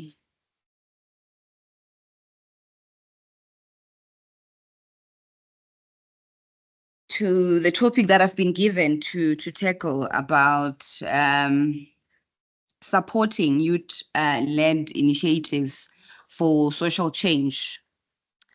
Like I said, it is both an honor and a responsibility to stand here today and speak on a subject that actually hold immense power and promise, supporting youth-led initiatives for social change. And around the world, we all know that young people actually standing in establishing organizations that are actually uplifting, especially the one that I just actually mentioned, of having to be in a position where my community did not have a library, and I was able to actually come up with the idea of having to establish one. So, and but as change makers of today, we are no longer waiting for permission to lead. We are definitely leading, and we are advocating for climate change, gender equality, education, like I mentioned, mental health awareness, entrepreneurship, digital innovation, and so much more. We are actually also using our voices and our creativity and the experience that we have to shift the narrative and build communities that are inclusive, equitable, and empowered. But here's the truth: for youth to truly thrive in our mission, we need more support and applause. And we also need resources. We need mentorship, like you guys mentioned. We need platforms, and most importantly, we need to be taken seriously. We must also invest. We also need people that can actually help us, or rather organizations that actually help us or invest in the ideas that we have and amplify our efforts and create environments that nurture our growth because of the potential that we have. And when we get the support needed as youth-led initiatives, we are actually not doing us a favor. They're also investing in a future that benefits all of us, a future shaped by bold imagination, fearless conviction, and the kind of hope that refuses to quit. Also, it would be nice to actually move beyond where we are today, because we are co-creators of solutions and not just people that are actually existing. We actually leaders in everything that we do. And like I said, to every young person out there dreaming of having a better world, we must also keep building and keep pushing, because our voices matters. And together, I would actually say we would actually make this space, like the world, a better place. So yeah. And yeah, I think that's all I'm gonna cover for today. I hope I managed to actually to say what was needed to be said. And yeah, thank you, Tshwarelo. Thank you so much for that, Faith. I really appreciate your talk. And yeah, I really love what you were saying about making things better for our world and our different communities. And I think that is so important for social change. I think there's one question in the chat for you guys so far. And it says, what does the current market indicate in terms of emerging opportunities or new markets for youth to tap into new and innovative sectors for social change? Please go for it, Arthur. Okay, so the first thing I'd just like to add there is to motivate exactly how big this opportunity is that right now when we talk about sustainability, which is one of the most biggest outcomes of social impact, right? The people who are affected by the social issue are the best people who are going to be able to, number one, come up with the solutions, and number two, actually deliver and run with the solution. So that is just the first mindset that we need to adopt as young people. Number two, just at the top of my head, tech and AI, tech and AI are, the spaces right now that every young person needs to be upskilling themselves and trying to understand how they can incorporate it in whatever field or stream that they are in. And I always, when I speak to entrepreneurs in that space, my biggest thing when it comes to tech and AI is not to create the most brilliant, never before thought of application or user interface, but it's as simple as how do you make life convenient for the user, right? So if it would have taken me 30 minutes to deliver food in my township because the delivery man needs to get to my township, they can only go to the police station, then I need to drive to the police station and come back home. If I can close that gap by half, already there I've got a brilliant solution. When it comes to AI, similar to AI, right? Let's see how we can understand how it can make life simple in industries that are very broad. So I wouldn't just cap it to, your agriculture, your food security, your water, your energy, your solar, which are, sort of the new coming industries, right? I would really apply it to everything. So culture, with Africa, us having such a rich culture and a heritage, and even when it comes to languages, how do we make it that we don't only depend on mediums such as English, but how do we include that transition of the different languages and cultures with the help of AI to make business easier, to make discussions amongst government easier, right? So those are the markets, and that is the approach. I can't stress it enough. Convenience. If you can figure that out, you're sitting with gold. Thank you. Definitely agree with you, Asa. I think there's so many things in our community that we see, and we need to start thinking about those problems and just how we make our own lives easier and more automated with AI. Definitely agree with you on that. Faith, I think there's another question for you in the chat, and it's asking about Constance had launched a community project with a library, and they collected books, and there was a lot of resistance from the municipality, and now there isn't a library in the area anymore. I don't know if you have any advice for her for the situation that they are facing at Leratong. I actually went through the similar challenge, if I may put it like that. One thing I've actually, not in a bad way, I've picked up about our government, they always stalling. The support that they are supposed to be giving us as a community is not enough. For instance, when I approached one of the municipalities, they told me about a library that is in another community away from the community that I was actually based in. So, but like I said, having to have creative ideas, my ideas stemmed out from having now to have like a container, to create more of a container structure not a building, because I understand with them, when you have to have a building structure, apparently it takes up to 10 years for the municipality to look into say, listen, we are going to assist you. But also, fortunately enough for me, my community assisted with giving me land. So now the structure is something that I had to approach, what's the right word, private organizations like your My Way Insurance. It's very important that you actually do your research on the organizations, or rather also the companies that are actually supporting literacy. McDonald's gave me books, and they donated books and and toys, learning toys.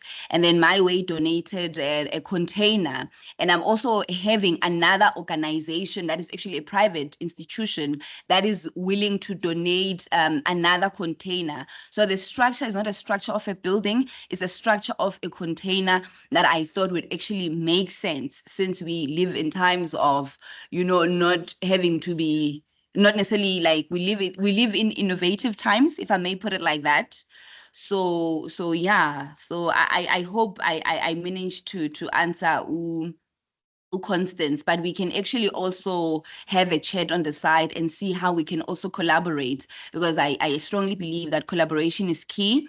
And I've also had an organization that is actually assisting my NPO called Huruma Banvu. They actually introduced me to the Trevor Noah Foundation. I had a meeting with them sometime this week. So they're also looking into assisting where they can with the project. So yeah, I think it's important to actually reach out to organizations that advocate and promote whatever project that you are doing, because most of them, they are always willing to help.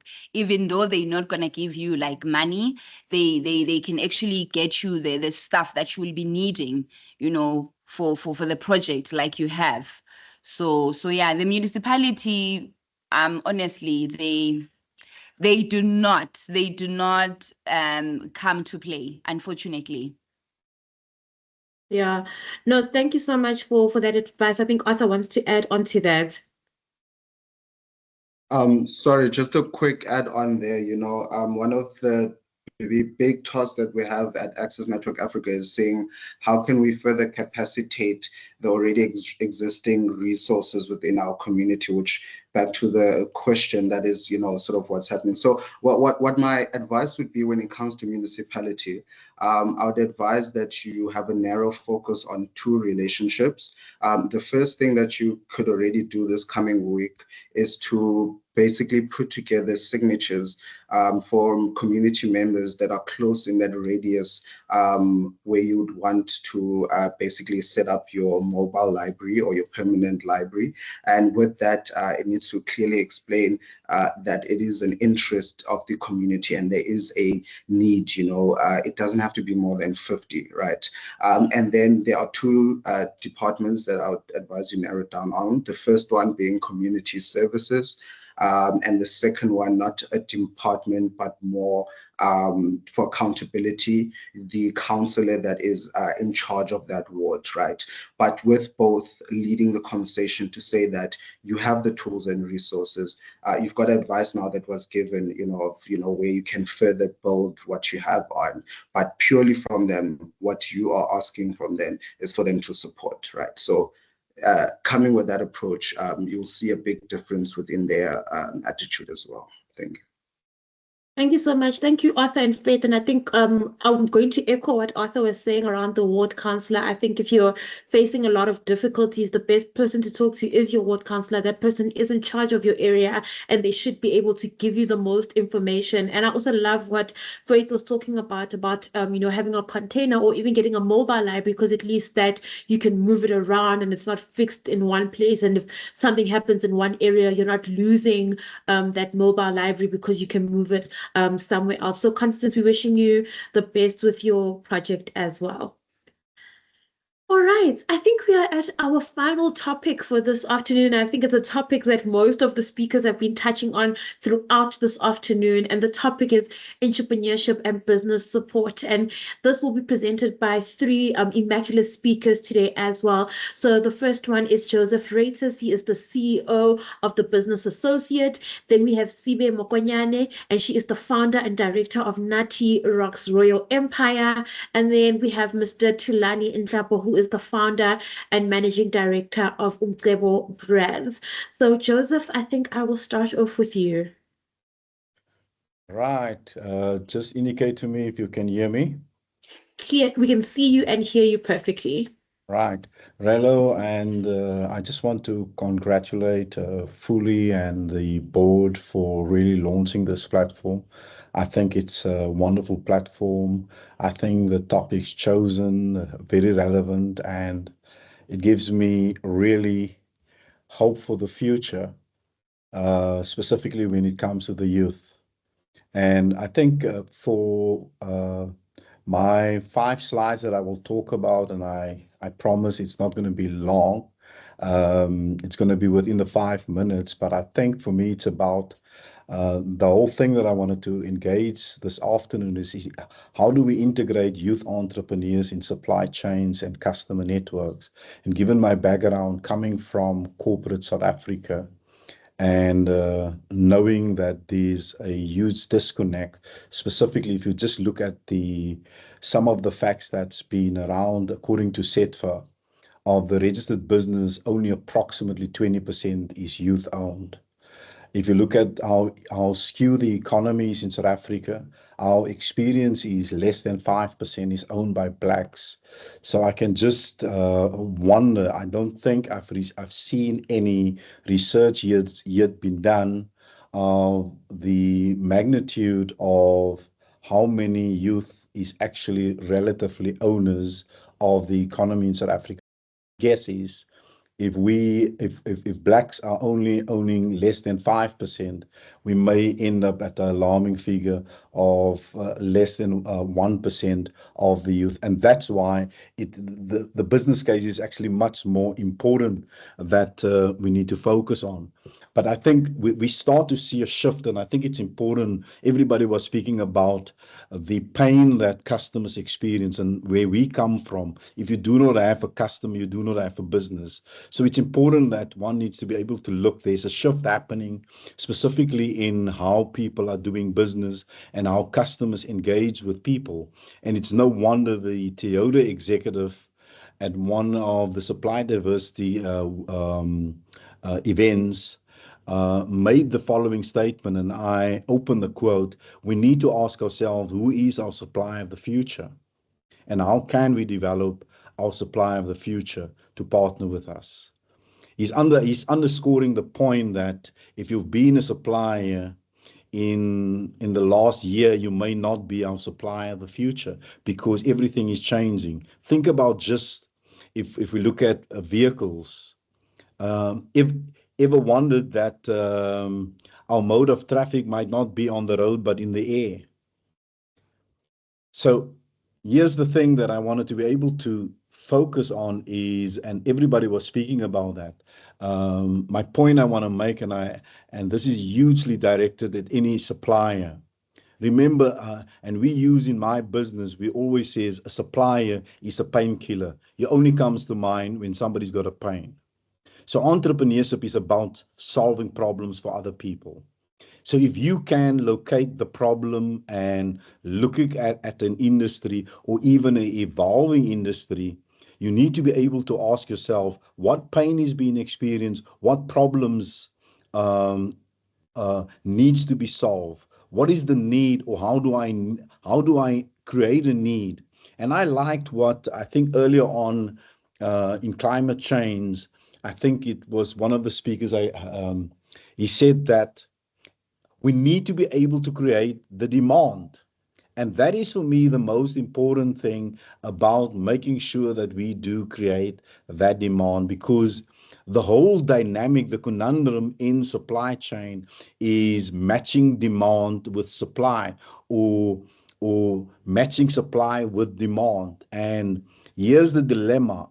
we find ourselves in access to finance and access to markets. There's this consistent bottleneck. The bottleneck underpinned on the one side by organizations that either rationalize their supply base, meaning they're making it smaller.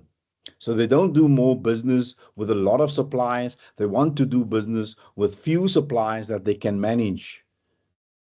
There is none or limited. In fact, in many a time, specifically think about if organizations are shifting towards youth-owned entities. I can tell you now, if organizations is going to say we're going to focus much more on youth-owned businesses, there's either going to be none or the number is going to be limited. There's a shift in supply base whereby they are saying we need to be able to make sure that our supply base becomes more representative of the clients that we serve. Think about South Africa. 90% of the people in South Africa is black. How aligned is our supply base? Here's the dilemma for corporate South Africa and for organizations that's going to position themselves in South Africa and Africa.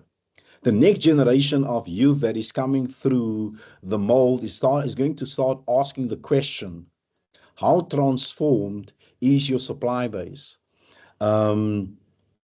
But on the other hand, we sit with another conundrum on youth side, on entrepreneurship. There's either no or limited business knowledge, or fear of failure, or even access to capital, or no or limited resources to be able to build successful businesses. But I also wanted just to be able to conclude that youth support Relo, because in the past, if you look at South Africa, there was only one entity that genuinely focused, and they had limited resources. It was the NYDA. What has happened right now? You start to see at universities, you start to be able to see Center for Entrepreneurships. You start to be able to see at colleges. You start to be able to see in your own organization, Relo, and I need to be able to give huge credit for Alan Gray, that is really focusing on the next generation. And I think your organization has seen the future lies in the next generation, and that's why there's a focus on that. So, but I wanted to conclude with the last thing, and that is you do not leverage the opportunity that is being brought about, what South Africa has created through BBBE. And that is, if you look at the ESD element, is focus on making sure that we bring in diversity. And they've got 3 pots that they've built their funding around. 3 pots. The one pot is the ED fund. The next pot is the SD fund.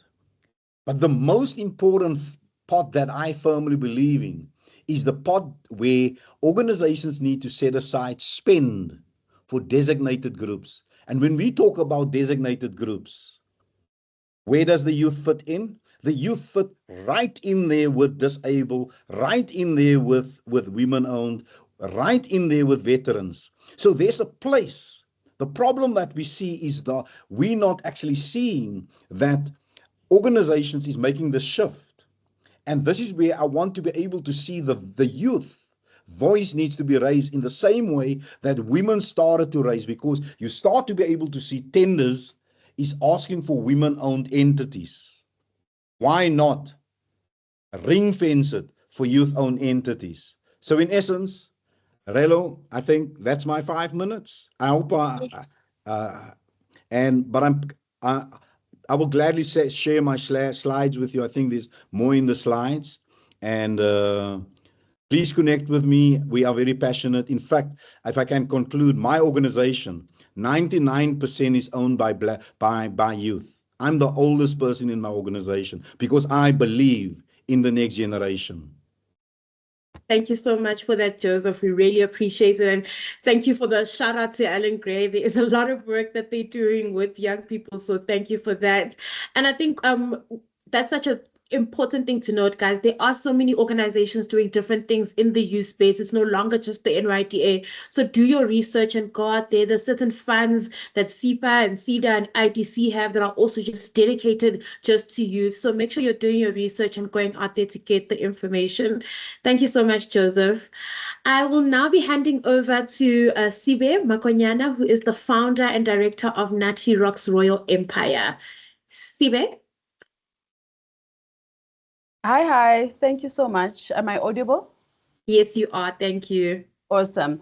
So I'm just gonna, before I introduce myself, I just wanna also just continue on where Mr. Reuters ended.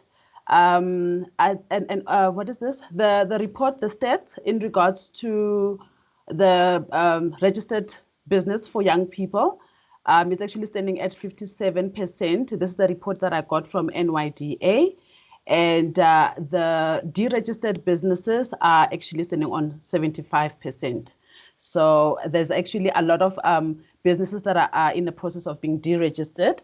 And yeah, so my name is Sibe, like Lelo did mention. My name is Sibe Mokonyani, and I'm the founder of Natty Rocks Royal Empire. Firstly, I just want to say thank you so much, Madam Iman. I'm actually in a standing innovation right now, saying, saluting you. You are one of the people that I would say, you are a true definition of, plan in action, because you just started the organization this year and everything is just happening within the same year. So congratulations to you and your team. So it's such a privilege to be here today at this wonderful global launch of the Youth4Impact Network. This is actually one of the powerful moments for me, and I hope everyone else is finding it as powerful as I am. So as we gather today, we are actually celebrating young change makers who are already creating the solution to the world's biggest challenges. So as we talk today, because one of my topics is entrepreneurship, so I just wanted to remind every young person that being an entrepreneur is not only just about starting a business, but it's all about turning your ideas into a real world solution. But let's, I think everyone in this panel would actually vouch for me when I say that it is not a very easy journey to walk in. So we do face like a bit of barriers. We have issues in accessing resources, skills, and also creating partnerships. So, but then the good news is that this platform is actually made for you guys, so that we can, work with you in this journey, so that you don't have to be alone. So, firstly, I just want to talk about, the access to resource. As entrepreneurs, we do need, more than just like resources, and I think. Or maybe let me just put it in this way, we need more than just ideas, because we actually need the tools to make those ideas, to make them a reality. So this would include things like financial support, business knowledge, like legal compliances or legal foundation for that matter.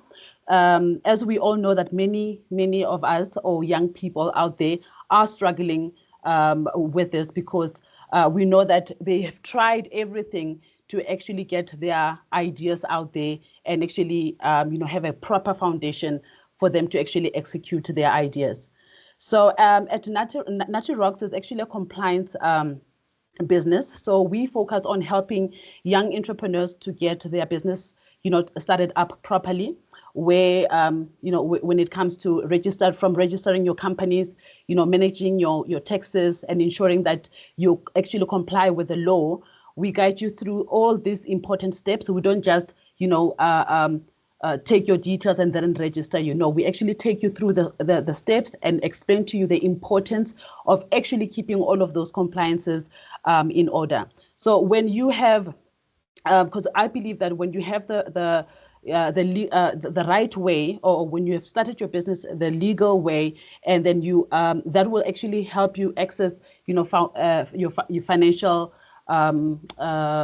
foundation, if that makes sense. So. So just to also step into the, I think sorry about that. I'm actually like I'm losing myself in my notes here. So so now I'm going to move on to developing the, talk about the developing the right skills for your businesses. So we all know that everybody has an idea, some sort of an idea to start a business. They will be inspired by someone else, and then they will want to try and open that business, yet knowing they do not actually have the right skills to actually start that business. But we all know that even when we have those kind of resources, it can never be enough. You can never have enough resources. You also need the right skills to make the most of your idea. Skills like your financial management, skills like marketing, leadership skills. I always say that those skills are very essential when running a sustainable business. That's where organizations like Nati Rocks, and I know there's also another skill development organization in the panel, Basadi Pili, who could not be here, organizations like Siafunda. Those are the kind of organizations that you can approach. At these kind of academies, we actually offer training programs designed to equip young people or young entrepreneurs with practical skills that they can apply directly into their businesses. So we actually focus on the skills that that matters the most on that particular idea or business idea that they have. We don't have to teach you any other thing that is not relevant to that business. So yes, is that my time almost over? And I'm trying to be as fast as possible. But anyway, I think I have 1 minute, right? All right, just to let me just close it up by saying I just want to encourage the young people, just to keep pushing forward. And I do know that the entrepreneurship world is quite challenging. But you've got us. We are here to actually, walk with you through the journey. I know this is not the last panel the last event that's going to happen with Youth4Impact, where we will be diving deeper into each and every, topic, and where you'll actually be able to ask as many questions as you can, and we can also tell you where exactly we can assist you. Thank you so much for your time, Lelo. Thank you so much, Sibe. Yes, and I'd like to definitely just emphasize on what Sibe is saying, that there are going to be full-day workshops where we are delving deeper into these topics. So today is just a taste, a young, just a little bit of what's going to happen and what more we can expect from the network. Our last speaker for today will be Thulani Nhlapo, who is the founder and managing director of Youth4Impact Brands. Thulani, wrap it up for us, sir.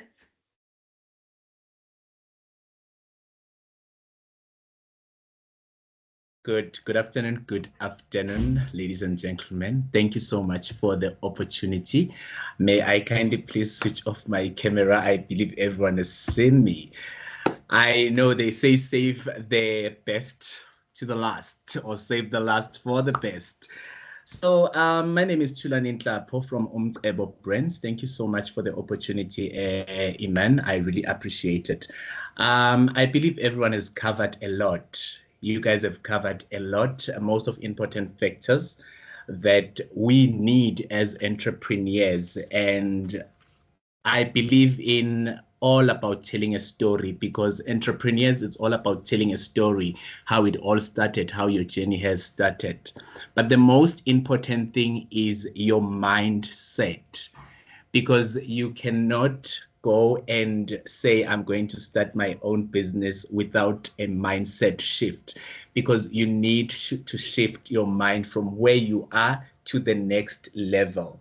So believing that you are capable, you are definitely capable. That's the reason I'm just going to close it up with a little bit of a motivation, because you guys have said a lot. Believe that you are capable, believe that you are able, and if you are able, then you will be able to produce the good results. You will be able to get what you actually desire to. So The most important thing that we currently do not do is attending such seminars. It's very important that you build your network, especially when you embark on a journey of being an entrepreneur. Building your network is very, very important, guys. I want to emphasize on that. Sibe had mentioned that you need to have certain skills, but you don't really need to have all those skills. But if you've got the network that has all those skills, you know that's where the power of collaboration comes in. This is the reason why we are here, networking. You know that if Sibe is running such, if Iman is running such, then we are all about what? Empowerment, because all of us here, we are all about empowerment. You need to be able to know your network, know where you run to, know who you are first, then you'll be able to attract the right people so that you can build a successful empire. And empires were not built on just sitting down and saying, I am going to run a business, I am going to run a business. No, it all started by shifting your mind, making sure that when you shift your mind, you will then meet the right people. That is where power of networking comes. And once that comes in, then you already have the support that you need. Because once your mind shift is set, then you've got the right network. The right network, you find it in such places. Then when you find the right network, you already have the support that you need. That's where you create your power, the power of collaboration. That's what we call the power of collaboration. Sorry. So it is very important that whenever you embark on an entrepreneurship journey, you first know who you are, know your people, then it will actually give you the support that you need. Because with the stats that Sibe had just provided to us, the deregistered companies, it's not all about people not having money. Entrepreneurship is not all about money, but it's about what you know. Because once your mind shift has changed, you already know where you are headed to. Now, you won't be part of the stats of deregistered companies because you're not going to tell us that you didn't have the money, because the money is there. Money is there. You attract money. However, for you to attract that money, you need to have a clear mindset shift. Who are you and what do you produce? What do you offer, so that you can always make sure that you attract those people? Now, the network, the power of networking is the power of your net worth. I will just close it by saying, choose the right network. Choose the right network so that you'd be able to have the net worth that you actually dream of. Who you are will be determined by the people that you keep. Guys, thank you so very much for attending. Thank you so much for having us. We really appreciate it. Thank you. Thank you so much for that, Tilani, and thank you for just ending, all the talks today on a very high note and a very inspirational note, and we really appreciate that. And just a thank you to all the speakers that had a chance to come through. I don't know if there's any questions around the entrepreneurship and business development support for any of our speakers today.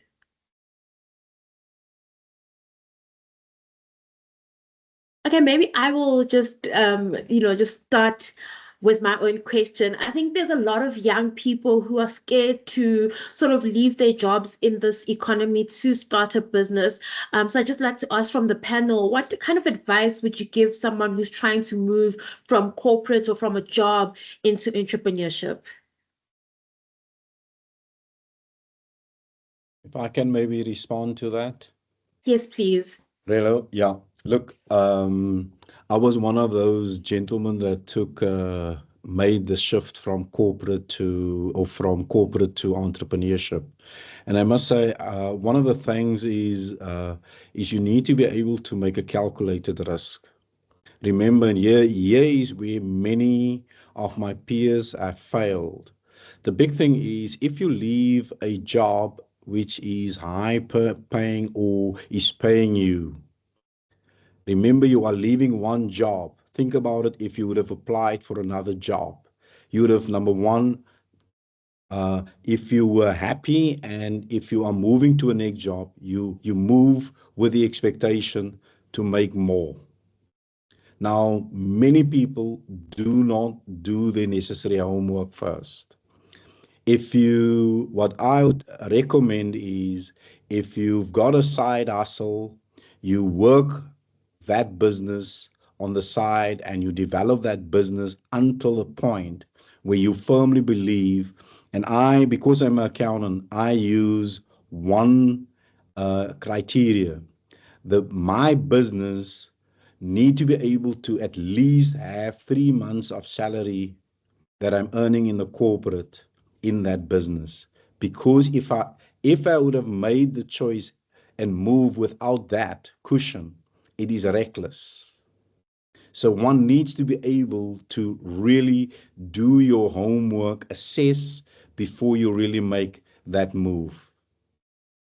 100%, couldn't agree more. I think we need to make sure we're doing our research and make sure that we actually have the funds to carry on our life, as normal afterwards. And I think just one more question before we wrap up. I think earlier on, Joseph, you were talking around, the lot of the support that the government has for entrepreneurs. But where do you think entrepreneurs can do better in accessing that support and accessing that market for opportunities for funding or whatever else is available? The big thing is where entrepreneurs can do much better. And I'm speaking specifically to the youth. They are brilliant when it comes to WhatsApp, Facebook, Instagram, and all of those things. The first thing they do in the morning when they get up, you know what, before they pray, they number one go to their social media that will speak to their, I will say, to needs that is not earning needs. What you ought to do, I always said, and I took it from my previous CEO, he's always said, what is keeping you awake? Your business is supposed to keep you awake. If you get up in the morning, the first thing that you need to do is to be able to see what opportunities are there in the market. How can I access those opportunities? Now, the big thing is, there's this thing that is called Google. If you don't know Google, you Google it. You will find, if you type in, and specifically now with AI or GPT, you get on there and you actually ask this question: where can I access opportunities? You will be pleasantly surprised to be able to see opportunities. Right? Government is doing a lot in order to be able to put out there, but they are limited. They're also not highly effective. But you need to be able, and that's where I'm saying the gateway now, Relo, is enterprise development and supply development. Each organization in South Africa that's got a triple B and that wants to do business with one another needs to know that they need to be able to get the best B level. And how do they do that? By spending and investing in enterprise development and in supply development. So you need to be able, your gateway into a corporate is firstly through enterprise development. Then you are hoping to be able to become a supplier. And once you're becoming a supplier, you can access supply development support. That's great. Thank you so much for that, Joseph. I don't know if there's any other pressing comments that we have or questions. Please do feel free to pop them in the chat, and then we'll answer them up as we wrapping up today. But I think on my side, I'm going to just ask Ms. Tinswalo Sambo to join us on the stage just to do a vote of thanks and some closing remarks so that we can close off the day. Thank you so much.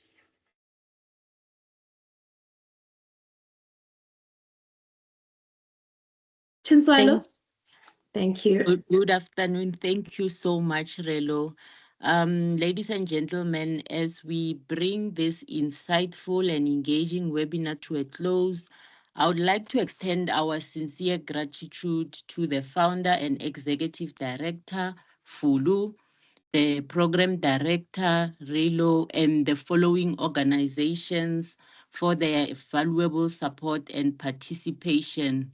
Umqebo Brands Pty Ltd, Mayine Development Institute and Teen Coaching, DBD Solutions, Universal Greening Organization, The Business Associate, Heal SA, Access Network Africa, Nati Rocks Royal Empire, Basadi Pele Skills Development and Training, Aledi Energy and Innovations, Faith Nomngebo Makubedu Foundation, Namibia Youth, Talk It Out Program, Ramanaledi Law Incorporated, Panda Personnel, and to our esteemed speakers and panelists, thank you so much for your time, insights, and passion.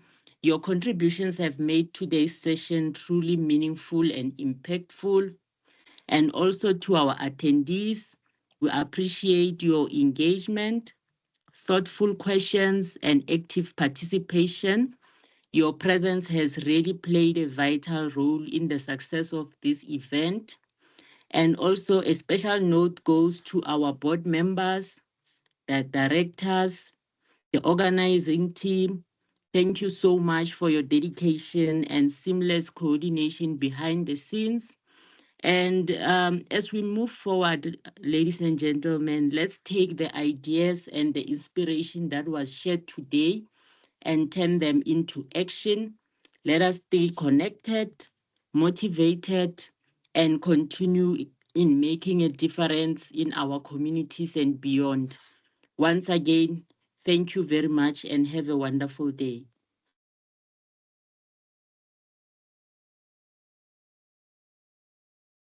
Thank you so much, Tinswalo, and thank you again, everyone, for joining us. And yeah, cheers, goodbye, and enjoy the rest of your afternoon. Thank you. Bye. Bye. Thank you. Just bye.